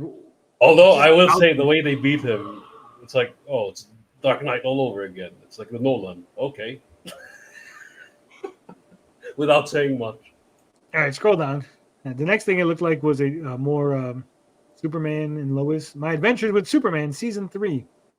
Yeah. So what happened with this? I remember when this came out. Scroll up to the picture, TJ. Right there. When this came out, remember everyone was pissed about the way Lois looked. Like right there, if I knew nothing, right? If I didn't see My Adventures with Superman, and you just showed me that, it looks like a white guy in a red hoodie getting ready to kiss a brownish guy, kind of a oh, God. Anime. Yeah. Right. It looks like an anime. It doesn't look like a chick. I'm sorry. There's, there's a very thin line between female and twink in anime, and that's like right at the fucking line. Like, there's nothing that screams, "Oh, that's a woman." Love that shit. Right? Like even her hands. Like if her hands were painted, like if they had painted fingernails, I'd go, "Oh, it's a woman," right? But there's no painted fingernails. I go, "Oh, that's just it's a twink, it's a really feminine dude." Right? Hey, listen, they did give her earrings, okay? Yeah, but gay guys have earrings. Anybody can have earrings. A small Indian boy energy. Yeah, that's what it looks like. No. It looks like a little twinky Indian guy. Son! Do not redeem Superman. Superman, do not redeem. So yeah, that's all it looks like. And I remember like everyone was really mad and upset. Like season 1, everyone's like, "Oh, I fucking hate this," and then like they just moved on to the next shiny object and just forgot all about this, right? Like, yeah, I've never watched it. As much as I love Superman, I've never watched this. It just didn't look good to me. So that's one of those androgynous anime dude love interest women love so much. Yeah. The weebs they love that shit. She's like Asian or something in this too, right? Yeah, half Korean. Why? See, I gave it a shot. It's like a retelling of Superman using anime tropes. But I tried. I couldn't continue. The villains were boring. I just like the half Korean thing is just like, but why? Like, did it add some like Again, I'm the kind of person that if she's like, "Oh, Superman, you must save me," I go, "Oh, that's great. You made her half Korean. It's great. It's fantastic. I love this." But she's just normal, same shit with also Invincible. half Korean, right? It's like, so she just tacked on the half Korean just for no reason, right? Yeah. Same with Invincible. They did the same. Samagogo says Shanth did nothing wrong. What happened? Something happened with Shanth now? Is there a new controversy that we got to talk about? Jimmy is black too. Is he at least still redhead? Is he still a redheaded? Somehow he dyes his hair red. Yeah. Sure. No, didn't you know that black people are the original redheads, TJ? They're the original gingers. Go. I swear to God, online, there's a whole online movement about like saying like black people are actually the original gingers. If you rearrange the letters in the word ginger, just saying. Okay. Invincible is half Asian. Lois Jong. Yeah. Which Korea? She might have commie jeans. Oh no. Yeah, not the North one. Needs to be the South one, so she can do K-pop. Oh, he says no, the pick. Oh, he said that looks like shit. All right, scroll down. What else we got coming out? I was glad Gunn had a ginger Jimmy. The only thing I had a problem with was that Jimmy Olsen, and maybe I haven't read modern Superman comics, but I never got the impression that Jimmy Olsen was supposed to be like this sex symbol, right? Right. And they kept him like he still looks like dorky Jimmy Olsen, but then also he's fucking all these bitches at the Daily Planet. And nobody knows. Yeah. Right. No, but like they had the other dude, right? The other dude, the sports guy, he was like, oh, like Giga Chad, and you're like, oh no, they've been banging Jimmy Olsen. I'm like, so Jimmy Olsen's got like an elephant cock or something? Like, what's Jimmy's secret here? He's got the Riz. But he wasn't. He didn't even have the Riz. If he had the bow tie, I would believe it. Jimmy comes in with the bow tie. The secretary is a loser herself, so it kind of works, you know. But she had shrimp toes. Vito was very upset they didn't show her toes. He wanted to see the shrimp toes. Tony, it was a joke. It wasn't a joke. It was part of the movie. Like the movie hinged on the fact that Jimmy Olsen was pulling chicks. Yeah, that's the plot. Like that's how he got the info on Lex.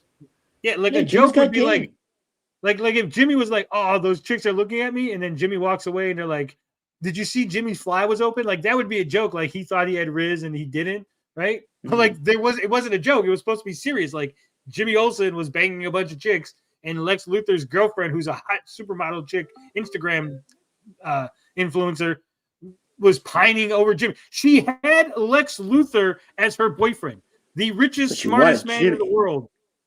And Lex Luthor, not a bad-looking dude either. It's not like they gave Lex Luthor a hunchback. Like, he's a normal-looking, rich white guy. And she's like, I'd rather bang the fucking newsie at the fucking Daily Planet, right? Yeah, the guy wasn't abusing her. Finbar's with me. Jimmy's middle name is Girth. Yeah. To be fair, that chick was fucking nuts. No. Because woke, Tony. Yeah. That's what I think it was. And Jack Kirby's Jimmy Olsen could pull chicks. Especially when he turned into a caveman. Yeah, listen, Jimmy Olsen has been on wild shit like in his original series. That's why they're going to make a series for him now. That's what I'm interested in. Dickinson posted, was he bald, though? That's what it was. So Lex Luthor's baldness is what turned her off. It's like, damn it, Jimmy's got a full head of hair. Curly hair beats bald every time. I don't know. All right. Batman, Cape Crusaders, Season 2. Have you watched the Cape Crusader? Is that any good? I have not. I heard that's the weird one. With like is that the one where it's like in the 40s or something? It's got like weird analogs of all the people. Yep. It's like absolute. Everybody's a different version, you know. People Aaron are saying it's good. I haven't given Lex's girlfriend is dumb as hell. Hell, even Sturgis could get it. Nah, I don't think Sturgis. No back shots? No backsides. Enrique says, for the record, Invincible's mom being Asian is a retcon. She wasn't in the comics. Yep. All this damn Asian DEI. Stop listening to black people, Cody says. This is the black man. Yeah. All right. Scroll down. What else we got? What else is coming out? So 3 things that I'm not watching so far. Let's go. Is there anything coming out from DC that I'm interested in? Clayface. Scroll down. Let's see what they say about it. DC Studios is set to introduce a bold new entry into its Chapter 1 Gods and Monsters lineup. So, like, they're calling their phases. This first off, pretty bold assumption that there's going to be a Chapter 2, right? Like, could you imagine if it gets canceled? Yeah. Well, what if the Snyderverse shit happens all over again? You never know. No Snyder. Like, I would have just called it DCU Gods and Monsters, right? Like, internally call it Chapter 1 Gods and Monsters. Just be like, oh, it's just DCU. We're just putting out movies that are interconnected, right? Then, like, retcon later on. After there's a Chapter 2, you could be like, okay, so we're going to differentiate this as this is Chapter 1 Gods and Monsters and this is Chapter 2 whatever, right? But, like, it's pretty presumptuous to come out the gate and be like, this is Chapter 1 of our 27-chapter idea. Like, oh, shit. That's what I meant by Snyderverse. Like, they also did that shit. Like, they promised too much and then they didn't deliver. And then here we are, you know? That's what Eric July is doing with all his books. It's like it's the Black Eye Club Part 1. Like, it's pretty bold assumption there. Like I wouldn't. Chapter 2, shit can. Chapter 2, my wife needs more work. Chapter 3, welcome home, Zach. Diapers ain't cheap. Riververse, Chapter 11. Chapter 6, I made a video game. Isn't WB getting sold again? That's the potential, right? You're working on deals. People are making offers, but it's not finalized yet. All right. So with the arrival of an R-rated Batman. So again, R-rated movie in the DCU. Yeah. The only thing I could say about Clayface is hopefully it's in the DCU, but it's standalone enough where like you don't need to watch it, right? Which is a good thing because it's rated R, so kids don't have to see it.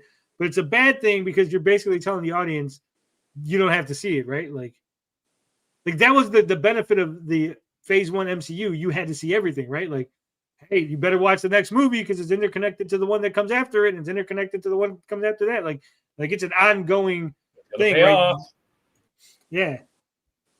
That's what you know. What they should just scrap all the fucking here. James Gunn, listen up. I know you're watching, buddy. Listen, bro. Rejigger this whole thing. Change the name, retcon the name of the Superman movie to DCU Superman, right? And then the next movie would be DCU Clayface, right? So it's like one follows the other. Like you got to watch Superman and then Clayface. They're all part of the DCU. DCU 1. Superman, DCU 2, Clayface, right? So it's like, oh shit, I gotta watch it because it's the second one. That way, you can trick people to think that they're interconnected, right? It seems like any Superman-related movie is going to be an ensemble which has the Justice League in it somehow. Well, shit. I mean, the original Superman didn't have anybody; it was just Superman, right? Christopher Reeves out there doing his thing. It says R-rated Batman villain Clayface, directed by James Watkins. Clayface is a unique entry highlighting the origin story of Matt Hagen. Tom Riz Hagen. That's the dude that played the Lizard, right, in Spider-Man? Oh yeah, it is him. Is it? I don't know. I think so. That name sounds familiar. Says most of the movies ain't happening besides the big characters minus Aquaman and Flash. Bold of you to assume, Blinded. They're going to have everything. I can't wait for a... what the hell's the gorilla's name? Gorilla Grodd. Yep. No, the good gorilla, not the bad gorilla. DC has so many fucking gorillas, right? Go Gorilla or something like that. What the fuck's his name? The golden gorilla. Golden gorilla? Come on, there's a gorilla. I mean, you mean the one from Gorilla City, like for where Grodd's from, that like helps Flash and like other people from the Justice Angel and Ape. No, Congo Gorilla. It's a Congo gorilla. It's like some guy that was like Congo Bill Then he becomes a gorilla. It's Kongorilla. No, Yeah, this that isn't the one's guy. This is a different guy. Wow, this is a young guy.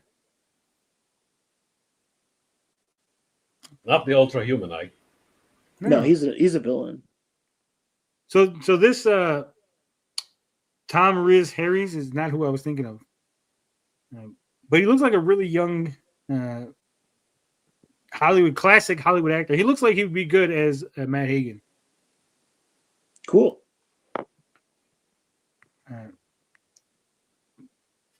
I'm telling you, I'm thinking of Kongorilla.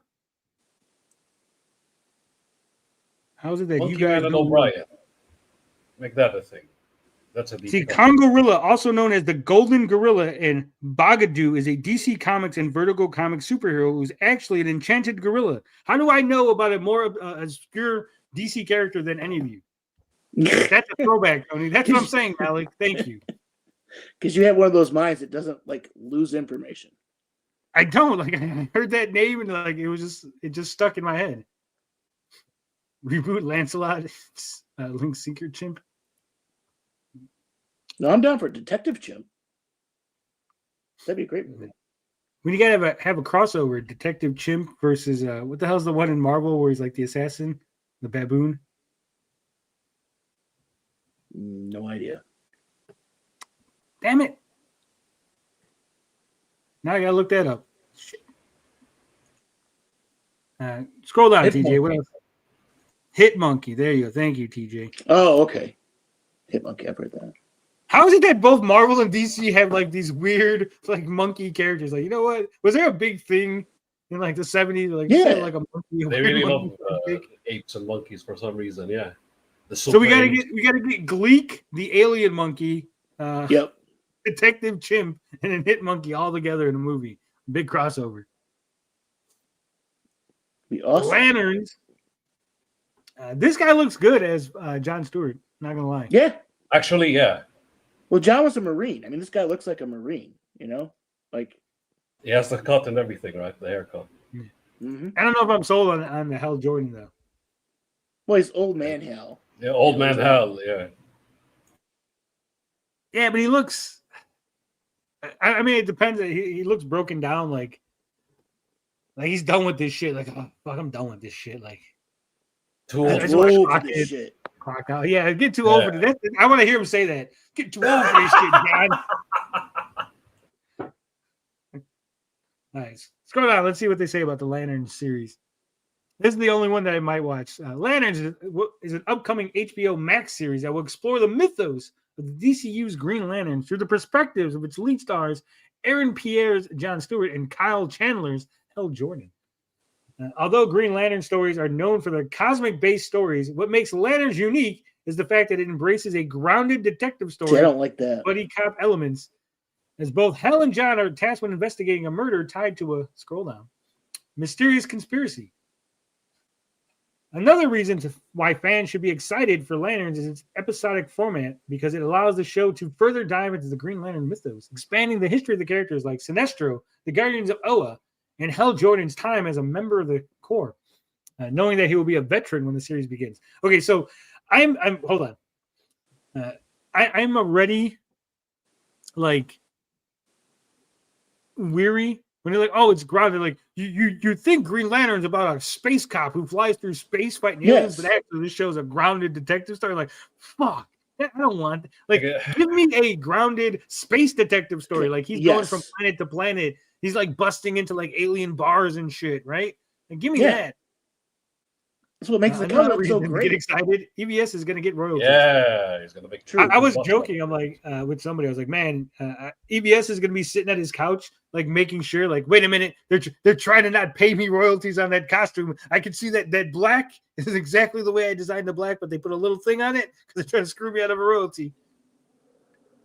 True Detective with Magic Rings. That's what it should be. It should be them like.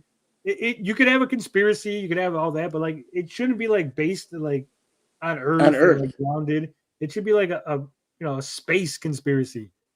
Yeah, right. Isn't there like a Green Lantern that's like a planet or some shit? Yeah, Mogo. Give me Mogo's that. a planet. I don't know. I'd love to see that. He's a sentient planet. And then he could fight Ego. Mobo versus Ego. How is it that DC and Marvel have so many characters almost identical to each other? It's crazy. And then they're really adamant that no one steals any of their designs now, right? Yeah. Like Everybody's they've come to an saying- agreement. Look, we can steal from each other, but if there's a third party involved in this relationship, we're gonna be fucking mad. Listen, everybody in the chat is saying they're too broke for this shit. But have you guys seen Star Trek? Like, come on, they can get away with this. Like, they can. Even if he's gonna lose his shit on Snyder if the Lantern show gets canned. It's a ripoff, bud. It's time. Is there a part in Lanterns where he has to look in a box? What's in the box? Oh yeah. Big budget should have been animated. Animated. There would is a work. way. I think I don't know if Americans like in Asia this shit would work all day, every day, no problem. But in America, Right. we have this weird belief that animated stuff is for kids, It's right? for kids. Yeah. Like I didn't even Change watch the people's Star minds. Wars animated shit because I'm like, oh, that's for kids. I don't want to watch that, right? But then it like connects into the movies. You're like, fuck, I should have watched that because like That's why I a lot of noticed music. anything HBO or Netflix animated, everybody has to be foul and there has to be sex everywhere and violence. Like they're swearing up and down that this shit isn't for kids, but it's still not working. Nah, they broke too, man. Says while Superman did provide a glimpse of how Green Lanterns thrive in battle due to Guy Gardner's inclusion, Lanterns would elevate the Lantern Corps in more ways than one because seeing a team up of Hal Jordan and John in live action, who are perhaps two of the most recognizable Green Lanterns in DC lore, would finally give DC diehards the definitive team up on screen that they have been clamoring for. Everyone's gonna be so pissed when it's so low budget and like they barely use their rings, right? Yeah, if It's they're gonna be, just walking around doing nothing and talking. Inhumans. Inhumans Yeah. all over again. That's exactly what happened with Inhumans. And look how that tanked. You know what? Here's what's gonna happen. They're gonna fly in on the first episode, land on the planet, and they're gonna be like, all right, John, we can't use our rings. And John's gonna be like, what do you mean? It's like, yeah, on this planet, they have a law against Green Lanterns, so we have to hide our rings. And so for 8 episodes, there's just no Green Lantern ring shit. That'd be crazy. I have a Green Lantern ring, actually. It's old. It's from like the late. They should do 90s, I like think. really low budget, like John fucking Corman type shit, right? And just like, he points his fist out, and then you just see Corman, like silly string coming out, like green silly string for his fucking lantern. No cheapers. Yeah.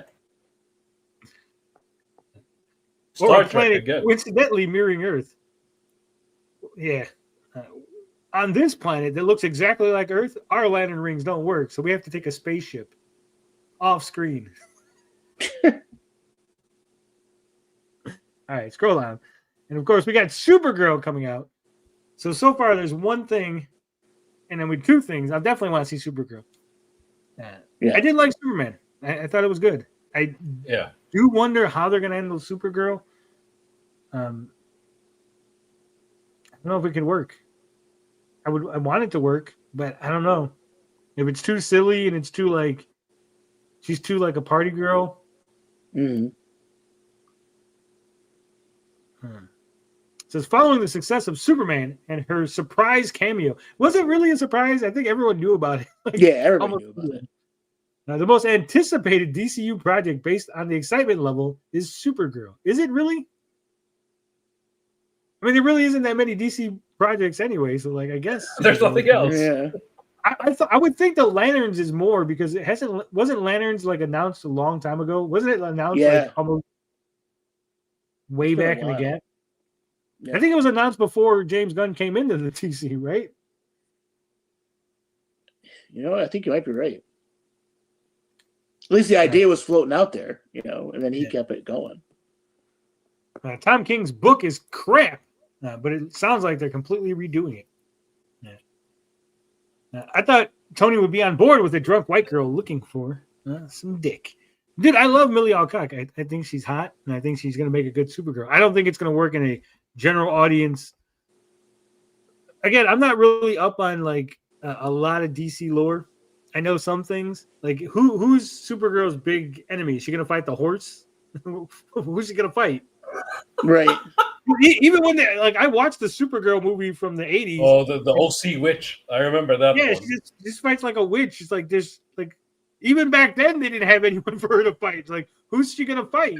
Does she have an I hope official it's Brainiac. Rogues gallery? Like, Yeah, but I know Brainiac is connected to her for sure. Right, like Brainiac 5 from the Legion of Superheroes is like associated with her. I know that, but that's a different Brainiac. This alien girl hires Supergirl to kill guys who killed her dad, but now I hear Lobo is in it. Well, maybe Lobo's who she goes after. Maybe, yeah. See, that would make a good villain for her. Yeah, but again, like Lobo's Superman level, and like he has to lose, so now like Supergirl beats Lobo, and then you've diminished Lobo for any future appearance, right? It would only work if Supergirl is an ensemble again. We'll see. Well, I mean, it could work if like she goes after Lobo and then teams up with Lobo, and they go after someone who's like bigger, like a bigger, or that, yeah. But I don't The know. Triple Fish They guy. could use Rain as her villain. I don't know who that is. Maybe she teams up with Lobo because the story's about going after bounty. Maybe she's competing with Lobo. How about that? Like her and Lobo are chasing the same bounty, so they keep running into each other. And they keep like screwing each other over. Like, oh, you broke my bike, and then Supergirl takes off, right? And then like Lobo catches up to her, and there's like a little thing. Like, I can see that happening. As much of a badass he is, he does have a conscience sometimes. Sometimes. You already know Supergirl is going to be a girl boss at some point. Tony is a Marvel pony, but yeah. So she's fighting Krem. Who's Krem? Krem in the chat. She's fighting Krem. Perp says she better be a girl boss, otherwise, what's the point? Yeah. It's a girl with Superman powers. Says it's based on Tom King and Bilquis Evely's Supergirl, Woman of Tomorrow. Supergirl is confirmed to be a space adventure similar to James Gunn's highly successful Guardians of the Galaxy movies from MCU. Aaron with the $1 American, $2 Maple Money says the villain is Krem. I heard you say that in the chat, but I don't know what that means. So who's Krem then? I don't know what a Krem is. The creme de la creme? Just send me more money and then explain to it in like 6 or 7 super chats. Explain who Krem is and all of his backstory. It's funny because he's fat.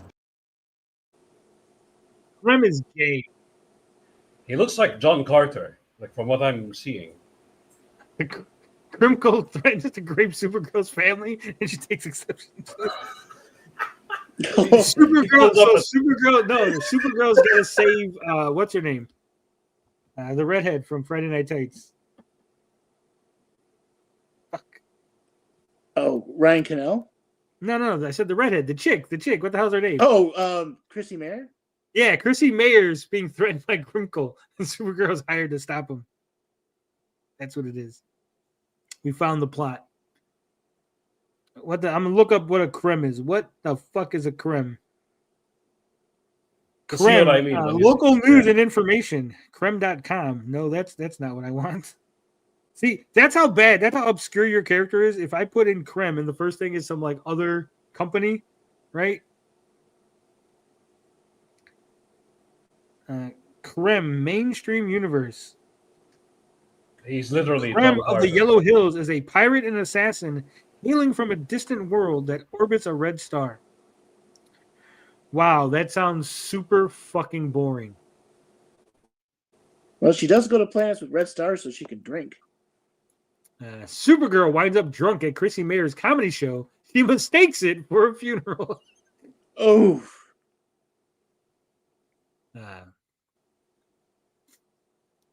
The real plot of Supergirl movie, she gets pulled by Jimmy Olsen. Did you know in the original Supergirl movie from the 80s, she's like lusting after her cousin Superman? God, I haven't seen that movie in forever. Yeah, there's a scene where she like opens up her closet or something and there's like a Superman poster and she's like, he's so hot. Oh yeah, that movie was on some weird shit. Yeah. I swear to God, watch that movie. And tell me that isn't a porno without the sex. Like the acting and everything. 100%. Yeah. Yeah. Like at any moment, you're like, they're gonna start fucking, aren't they? Like this seems like I've Did seen Axel enough Braun make 70s this? porn. What else going on here? Yeah, you're like it feels like any moment now they're gonna break out into like a sex scene. Like it feels like it. Like is there a cut of this movie in which that has the sex? They just had sex scenes and they removed them. Like because it feels very familiar, right? Not only lusting after her cousin, it was her baby cousin. Dun dun dun. True. Into that Shota. Cousin marriage is very halal. This will be the plot after the Arabs. Wow. Oh my god. She's gonna be like, well, he's my distant cousin, and it's a third cousin, twice removed. Right. Yeah, that's okay. Also, the horse wants to fuck her. The people at DC are some weird fuckers, aren't they? Yeah. They turned the guy into a horse, and as he was a horse, he still wanted to fuck Supergirl. Let's not bring up the Deathstroke and Terra shit. Let's not bring that up either.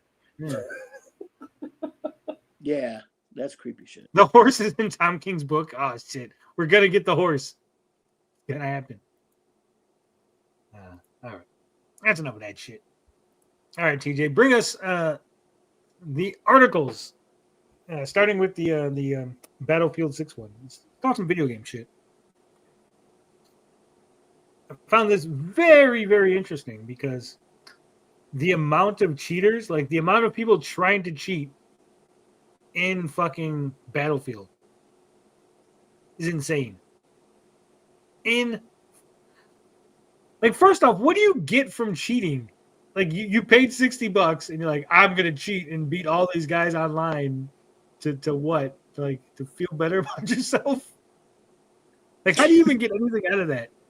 Right? That's like organizing a race with a bunch of toddlers. Like, I beat a bunch of toddlers in a race. And you're like, you're an adult man. Like, why are you celebrating that? It's really like weird. Kramer doing karate. Yeah. But they were the same belt level. And then he got beat up by them. So, I mean. You're going to have to send me that article again because it isn't here. In the okay. Private. I'm seeing it because I forget. I forgot I put it in there before you showed up. I will put it again.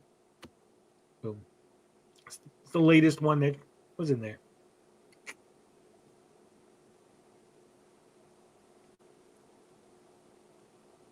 And then I will put another one, and then that'll be it. I'll get out of here. I've been having too much fun. I'm too triggered from all the triggering from earlier. Thomas says a win is a win. Temporary dopamine hit. Yeah, but it's like it would feel hollow to me because it'd be like I know that it's a lie, right? Like I couldn't get a dopamine hit from that. Like, right.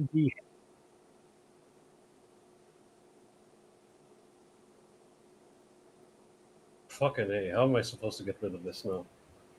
I have no idea. I don't know what you did. Did you zoom in? Unzoom in, TJ. There you go. Successful disruption of the cheater community. Battlefield 6 says its kernel-level anti-cheat EA Javelin has been a huge success, so dealing with secure boot was worth it. Scroll down. EA reports that 2.39 million attempts at cheating. 2.39 million attempts at cheating. Guys. Jesus. You don't get anything. There's not like, you don't get to go brag to your, like, if you cheated at a football game and you're like, babe, I won the football game. Like, yeah, you might get laid. Hey, babe, I won the Battlefield game. No, it's quite the flex that's going to get you laid, right? I think that's really, guys, when it comes to life, is it going to get you paid? And is it going to get you laid? Right? Those are the only two things that should matter. If the answer to those are no, then don't worry about it. It's not that important, right? Am I getting paid? No. Am I getting laid? No. It's not important. Are they Chinese farmers at least? Like they gather some in-game currency and shit, like what they did with Warcraft. Maybe that's the plot. Maybe then it would make sense. All right, let's see. Scroll down. Let's find out what's going on here. It says, ever since the dawn of online, I hate when articles have to have like this really extra language. Ever since the dawn of online multiplayer gaming, The dawn of time. It's on some Lord of the Rings shit. Yeah. Cheating has been a constant issue that game developers have had to combat with an anti-cheat program that prevent or detect hacking attempts and then ban the account responsible shortly thereafter. Many turn to third-party solutions like Easy Anti-Cheat or BattleEye for this, although some studios opt for first-party software developed in-house. Here's what I think they should do, right? How does this sound? Develop an anti-cheating software that can detect cheaters, flag their accounts, and then only put them in matches with other cheaters. Ooh. So like, oh, you can keep playing our game. We're not going to ban you, but you can only play with other people who have been identified as a cheater. You have been identified as a cheater. You're now on Cheater Island, right? Right. That's a good idea. Hell, you could even have a program where like, hey, see this? This is for the non-cheater. Like, you have PvE and PvP where you have like, this is cheater and this is non-cheater. Like, oh, you want to cheat? Just go into this lobby, right? We allow cheating, but only in this lobby, right?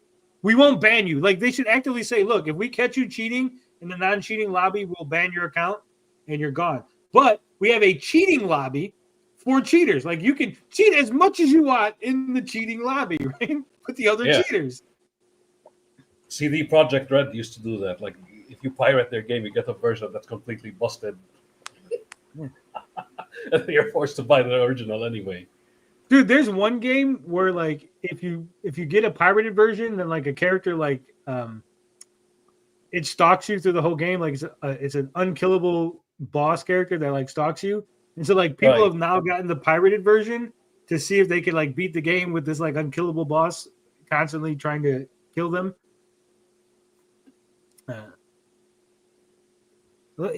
I mean, I think that's the best way to handle it because you're never going to stop cheaters. So like if you encourage them, like, look, we're fine with it. Just go where other people are cheating, and if you want to cheat, go over there. Like it's fine, right? Mm-hmm. I think maybe you'll curb people from trying to cheat the non-cheaters. Like, oh, look, you don't want to cheat, play clean over here, right? Same thing with the Olympics. They should be like, here, like you want to fucking do fucking steroids, go to the steroid section, right? Like every event will have like here's the powerlifting non-steroid, and then here's the powerlifting steroid version, right? Yeah. We don't even have to check you anymore. Just you're a steroid user? Okay, boom, steroid. You've been flagged. You've been flagged as a steroid.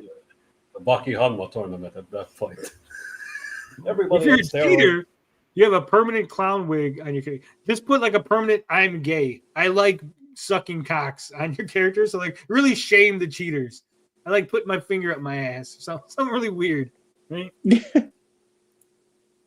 Go to the cheater server. Yeah, you're banished. Rufian is saying they do that in GTA. See, that's a good idea. It's called the bad sport lobby. They put a dunce cap on you. Oh my god. Yeah. You need to be clever with this shit. Yeah. It says games published by Electronic Arts use one such proprietary program called EA Javelin. Yeah. It says noteworthy for being a kernel-level anti-cheat, a controversial solution that operates at the deepest level of your computer's operating system. Past your system's other security measures to work more effectively and efficiently. The true efficacy of kernel-level programs have been in question ever since they became a fairly widespread as they are now, with many arguing that such deep access to your operating system isn't necessary for any anti-cheat to do its job. For its new FPS Battlefield 6, though, EA and Battlefield Studios says the Javelin has been hugely successful. That's like, again, like they're taking it so fucking serious, right? Like, we got this anti-cheat program called the Javelin. You've just been javelined, right? Yeah. Like, just make it something fun and goofy, right? Like the EA's rubber hammer. You've been rubber chickened, right? We got this new program. It's called EA Rubber Chicken. Like if it catches you, just like, you've been rubber chickened, right? Like, it seems like they're like I picture these guys in like a room, like in the movies. Like, we got another cheater. Oh shit! Fuck Windows. I got Windows 8. I upgraded to Windows 8 on my laptop, so I'm all set. All right, scroll down. Is there more? Is there more to this article? Ubuntu is a bloated mess. That it is.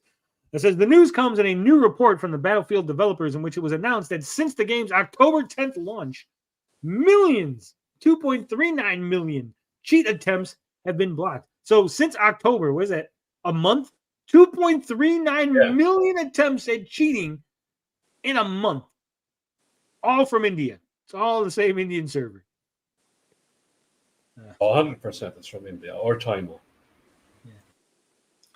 With 190 different cheat sellers / programs detected, and 183, 96.3% of them reporting failures or announcing takedowns as a result.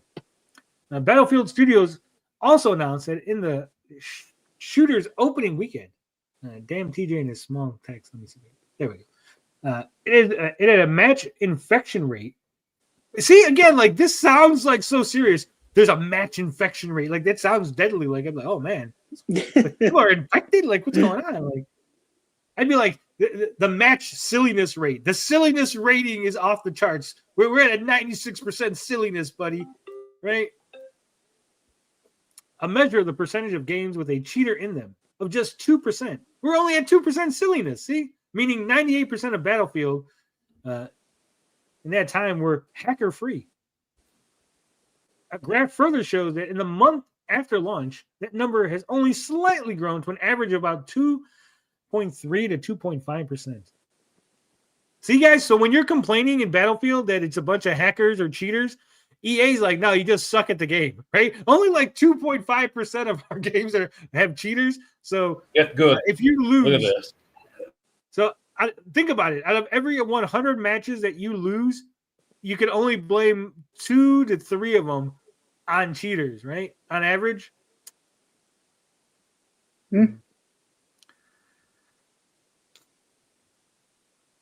Keep going.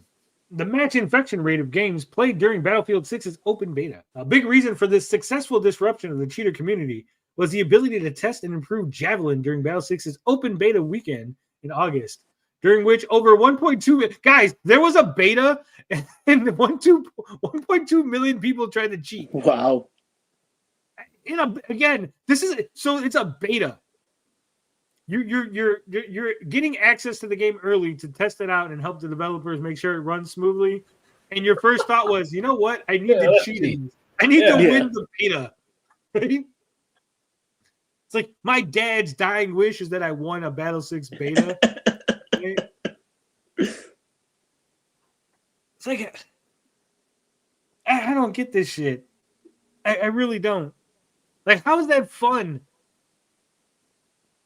Like, because it's competition. It's like, you know what? Let me wear jet boots to a race, and you're like, how's that fun for you? Like, I'm in a car, like where you guys are running, and I'm just gonna get in my car and drive to the end of the racetrack, and you're like, you won, but was it fun? Was that really like? Did you really enjoy yourself doing that? Like, everybody's Dick Dastardly from Wacky Races. That's what's really happening. Wacky Races. They have the mustache and everything. Guy who likes Healy says, I mean, it makes sense. People cry about cheaters in games like COD all the time. It's guys trying to be streamers and want to be seen as good as the pros. Oh, that makes sense. Yeah, the Cynthia behavior. There, yeah. No, it makes all the sense. But even if you're good, like even if you're like bam, bam, bam, you're good, like people are gonna eventually figure it out, and you know that is the problem. And when they get caught, they're fucked. They should, you know what they should do? They should put in the terms of service. If you get caught cheating, they can come to your house and beat you. And so they should just start beating people in real life. They can pull up. They just playing at your computer and sound like the door burst in. You're like, oh shit, it's the cops. No, it's EA. They've come to beat you. the EA Brute Squad, right? Because fuck, like, this is so insane to me that like the need to cheat and then like the escalation between the cheaters and like trying to catch the cheaters and like and just normal people like me who just want to play the game for fun. Like I'm getting fucked by people cheating, and then I'm getting fucked by the people trying to stop the cheating by putting this shit on my computer to stop you guys, right? Like I don't do nothing. You would force me to cheat, right? I would almost be like, fuck it. At this point, I need to try to cheat too, because I'm getting fucked both ways, and it's not fun for me, right?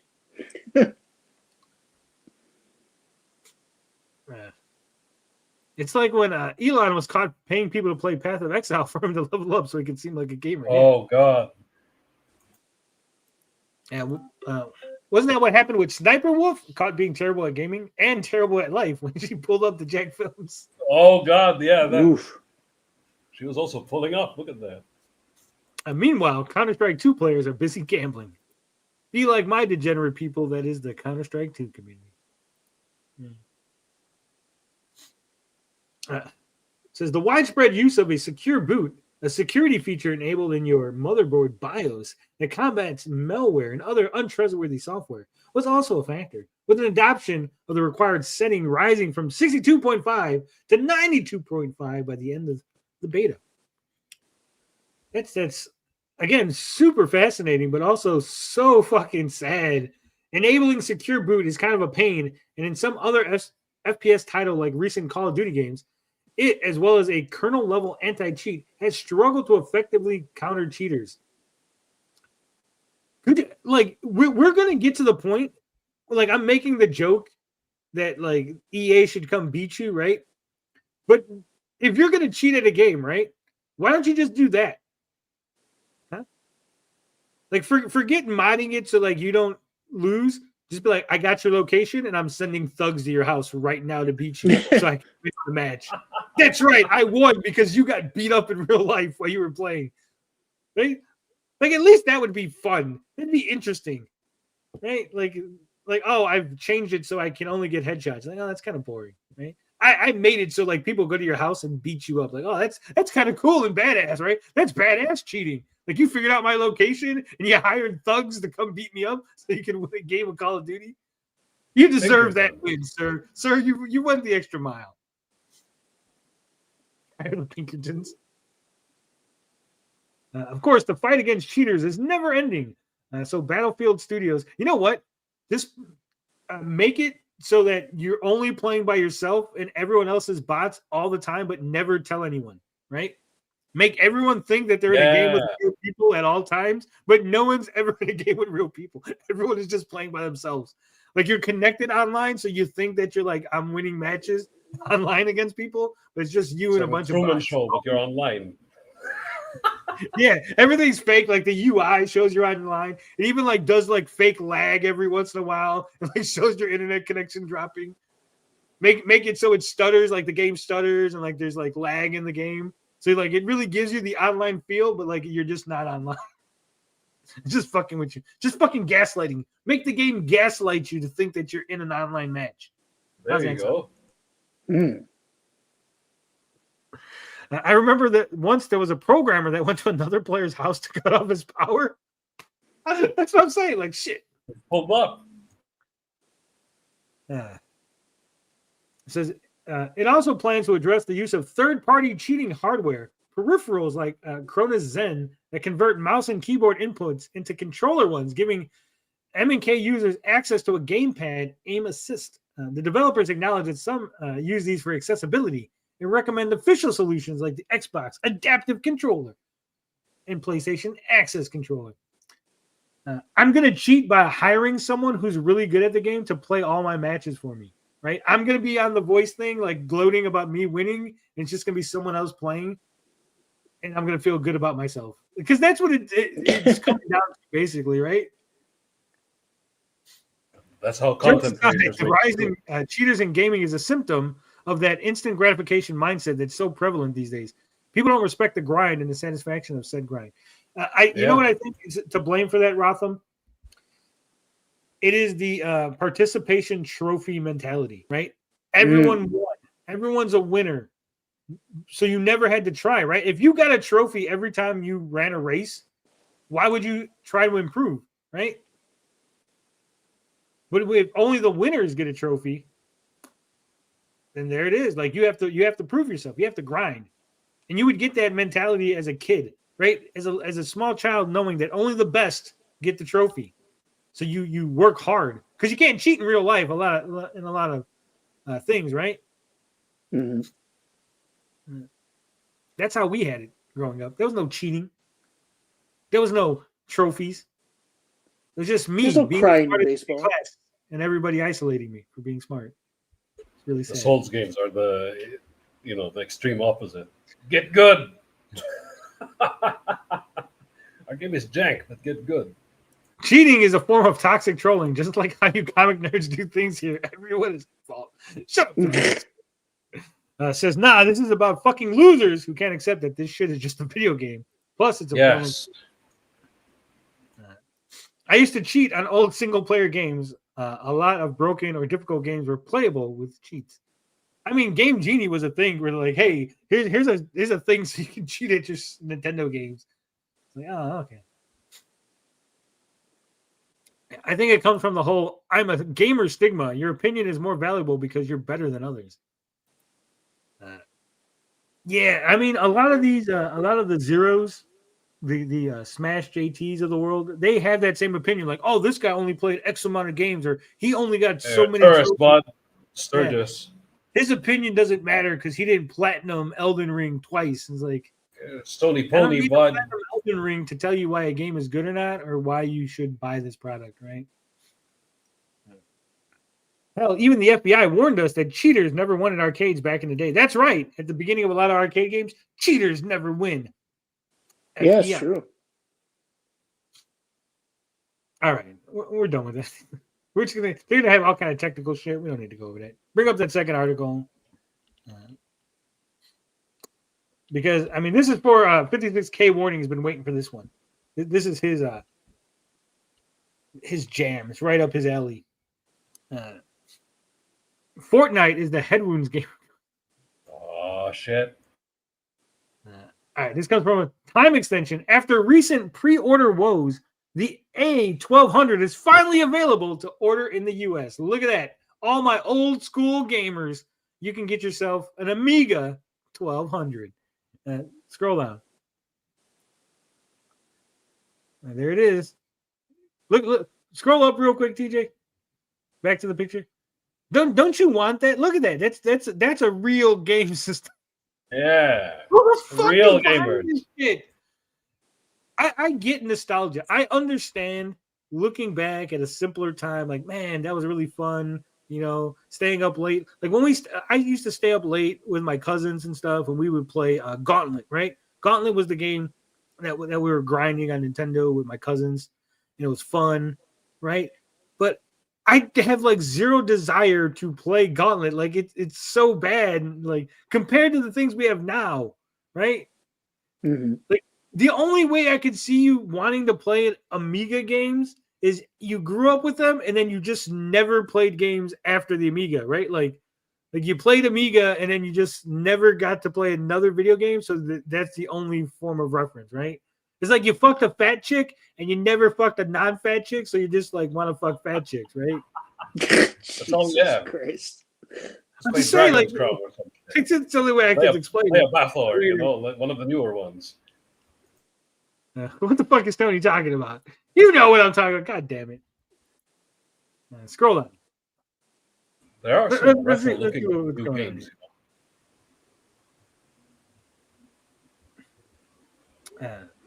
Can you zoom in just a little bit, TJ? You got old man eyes. It says, update. Now, pre-orders have officially gone live for the A1200 in the US. As you may recall, the emulation-based console, which is based on the home computer, the Amiga 1200, was initially only available for European shipping when pre-orders started on the website earlier this month. This led to criticism from US customers and a short follow-up statement from Retro Games Ltd. reassuring U.S. customers, all three of you people in the U.S. who want a fucking Amiga, that U.S. sales will happen. Complaining right now. Yeah, most likely via Amazon. Be an amigo to the Amiga. TJ, stop kissing Tony's ass. You know you want that Amiga. No, I don't. Honestly, I already have retro games on Steam. Rotham says, I love nostalgia, but going back isn't that fun. I love retro clones because they have the feel of old school, but with modern quality of life functions like autosaves, more than 16 bits, etc. Yeah, like I said, I've tried so many times to go back and play like old games. And like I can go like SNES era games are like right there on the edge where like some of them are still playable and then some of them are kind of like draggy and like flow is like, oh man, right? Like especially like a lot of the RPGs. I love fucking RPGs, but man, it's like 30 minutes of like text boxes. Like, oh fuck, give me to the gameplay already, right?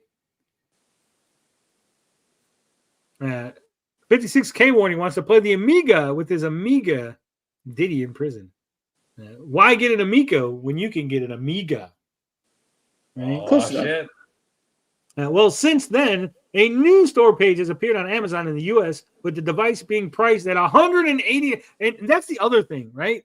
Like if you told me like this was like $30 or even $50, right? If you're like, hey, you can get a $50 fucking Amiga or an NES or a fucking Atari, right? I'm like, oh, yeah, okay. Like maybe you'll play it for a little bit. It's $50, whatever. But like you're like, hey, here's like a $200 fucking system that plays Amiga games. I go, who the fuck is buying this shit? Imagine how many games you could buy with that shit. Like, I'm just saying. But there's not like there isn't even like where you go like the Amiga had like this one game that was like exclusive to the Amiga and it was super awesome and it was really great and like everyone always talks about it, right? Like no, there's like nothing. It's just like it's a bunch of crappy games that no one liked when they came out. It was the only thing you had. That's why you liked it. Like even their ports of other games, like they had crappy versions of real games, right? Like even the Atari, like when you go like Donkey Kong and stuff, like on certain consoles, like their version of Donkey Kong is just like a very crappy version of Donkey Kong. Like why wouldn't you just play the real version of Donkey Kong, right? Mm-hmm. So like I get it. Like if you only had an Amiga and you played Amiga Donkey Kong, like yeah, like there's nostalgia for it. Like oh, this was fun. Like we didn't know any better, right? But like once you know better, and you're like this isn't the real Donkey Kong. Like I can play the real Donkey Kong. Like why are you going back to the Amiga version, right? Deadly says there's a lot of good Amiga games. Sure, buddy. Sure. I don't think there is. Serious Man says a lot of PS2 era games had way too many FMVs to get through before getting to play the game. Yeah, I mean, there's PS2 games. There's even PS1 games like Resident Evil. I loved Resident Evil back in the day, right when it came out. But man, trying to play Resident Evil now with the tank controls, it's so fucking clunky. Like that's all I knew, and so I was able to do it, and it was like it felt natural. But like, why do you think the remakes are making so much money? Like, the only way I could get it for maybe you guys can understand is like if you drove automatic all your life, right? Imagine you drove an automatic, and then you transferred over to stick shift. And you went back to automatic, it would just be like, why? Like I've gotten used to it. I've played stick shift. I've driven a stick shift for 20 years. I only drove an automatic for 3, and now you want me to go back to automatic or vice versa, right? Look up Shadow of the Beast. I know that game. I know the game. It's not great. I played Scald against the Black Priority, and it was great. It felt like old school Ultima pixel art, but with all the modern quality of life, like smooth menus and UI. That's why I like Octopath Traveler, because it has the look of that old school. Like it looks like what you think an NES game looks like, right? It's not what an actual NES game looks like. That's what I mean. Retro aesthetics, but modern style controls. It's retro aesthetics, but I'm telling you, like people who grew up with the NES or the SNES, right? When you picture what the game looks like, and then you look at it, like I've like, oh man, I love Zelda. I love fucking Link to the Past. And then I play it and I go, wow, that looks shitty compared to the way I remembered it, right? Like in my mind, it was so much better than what it actually is. And like Octopath Traveler is that. Like it is what you think you remember the SNES looking like, right? But it's actually what it's actually good looking. Arcade versus PC versus controller, yeah.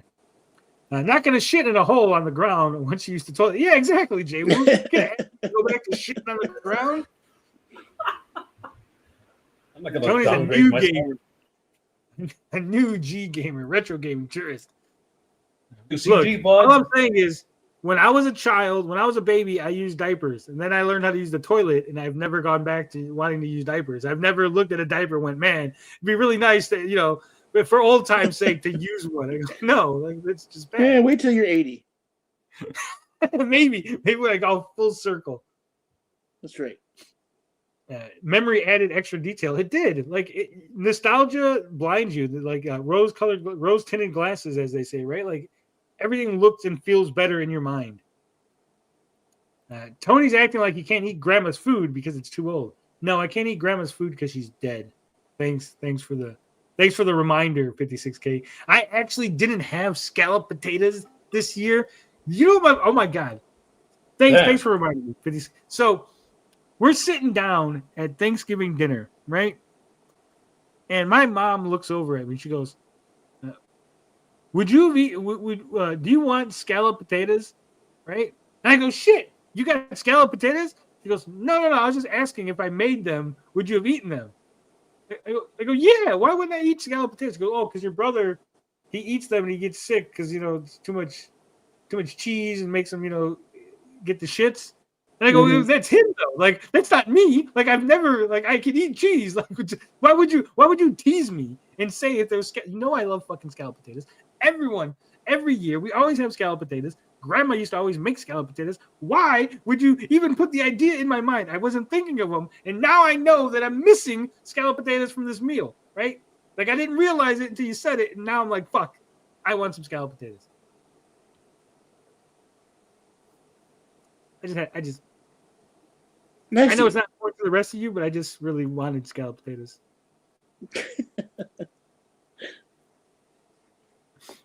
I go back and play some games all the time. A lot of them are still great. Chrono Trigger still sucks. Chrono Trigger is good.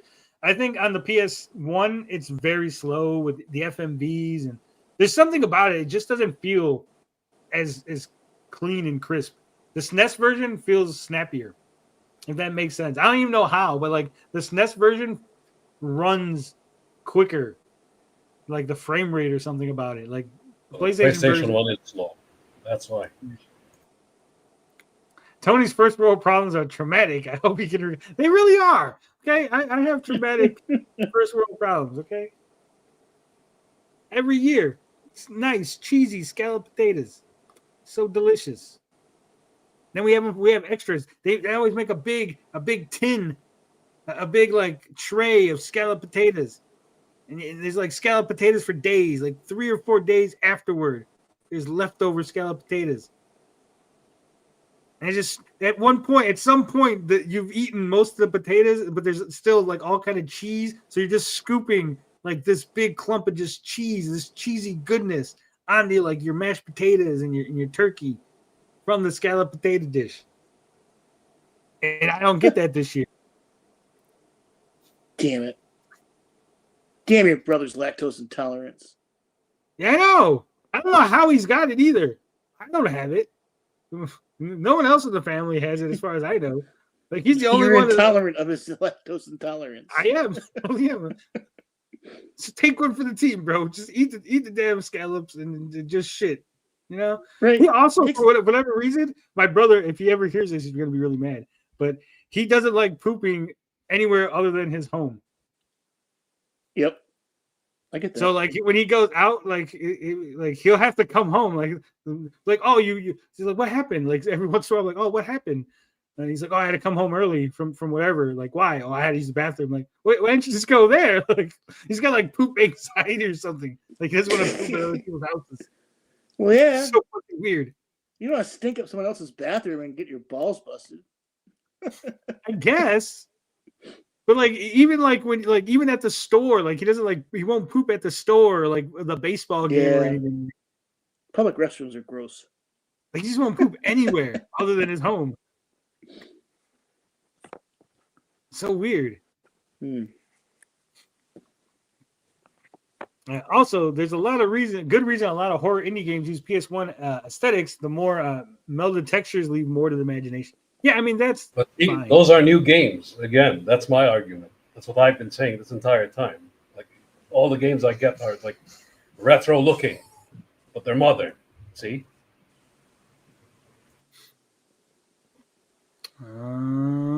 Finbar showed up. 56K warning and Finbar in person. They're alt accounts. All right, scroll down. What we got going on here? That means if you've been itching to place an order for the new consoles and were among those frustrated with the initial set of delivery options, now's your chance. I don't know why this is funny to me that anyone is ordering this shit, but it is. It really is funny to me that somebody would order this stuff. Damn, retro gamers are so easy to scam. Just tell them that you're going to make a console like their childhood, and they'll make you king. They'll put a crown on your head and give you fucking $17 million. Crazy.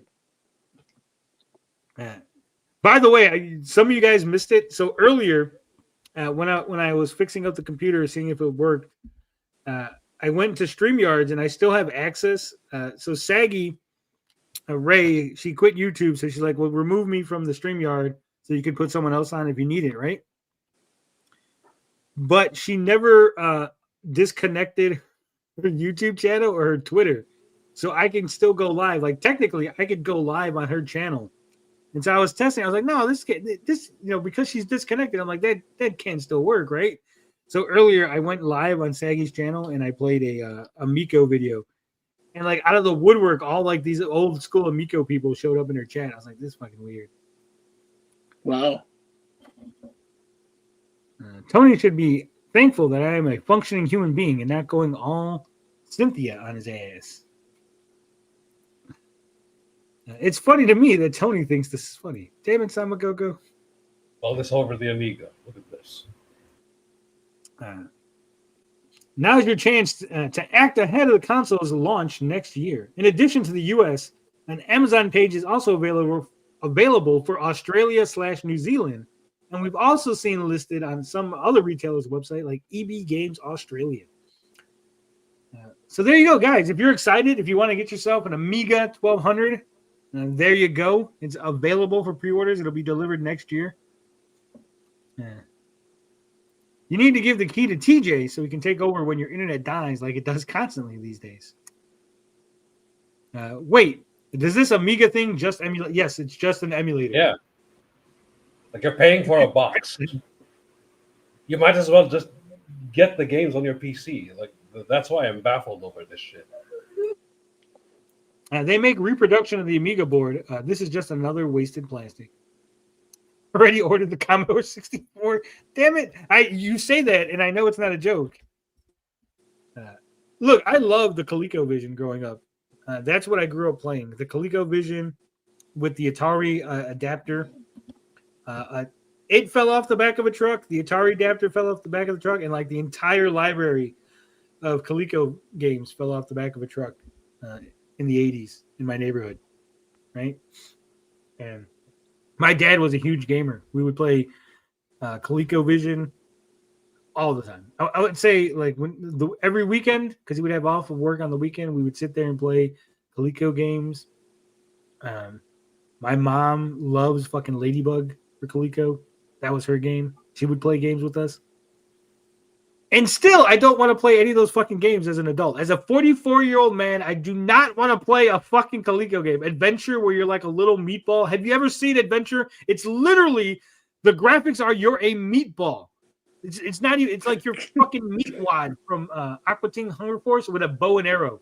That's what it looks like. Like you're a fucking meatball going through a maze, collecting treasures, shooting other meatballs and snakes. Every once in a while, there's a green little wiggle that's a snake.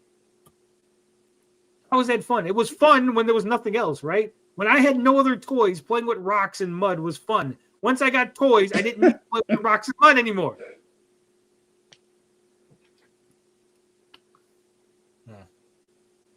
That's what Tony's dad said. He bought it off a tweaker. Expensive items, always from tweakers. I mean, I think games before the NES aren't that fun. I mean, they were, like I said, they were back in the day when that's all it was. Sure. But like, I love playing Tank Pong on the Atari 2600. It was great. yeah, but it was great for its time, and now it's like, Right. why would I play I Pong don't when I want to do could it play now. something better, right? Like, I'd rather play Elden Ring than Pong, and I don't even like Elden Ring. It's like if I had the choice of like they're like choose wisely, I'm like, oh, give me Elden Ring. Altoid does sound like Charlie from Smiling Friends. Oh shit! Damn it! Now I have to go find out what fucking Smiling Friends is. There's a reason why Chia Pets aren't a thing anymore. All right, guys, that's the show. Next week we'll be back, and we'll have some trailers and stuff to watch, more articles, and we'll.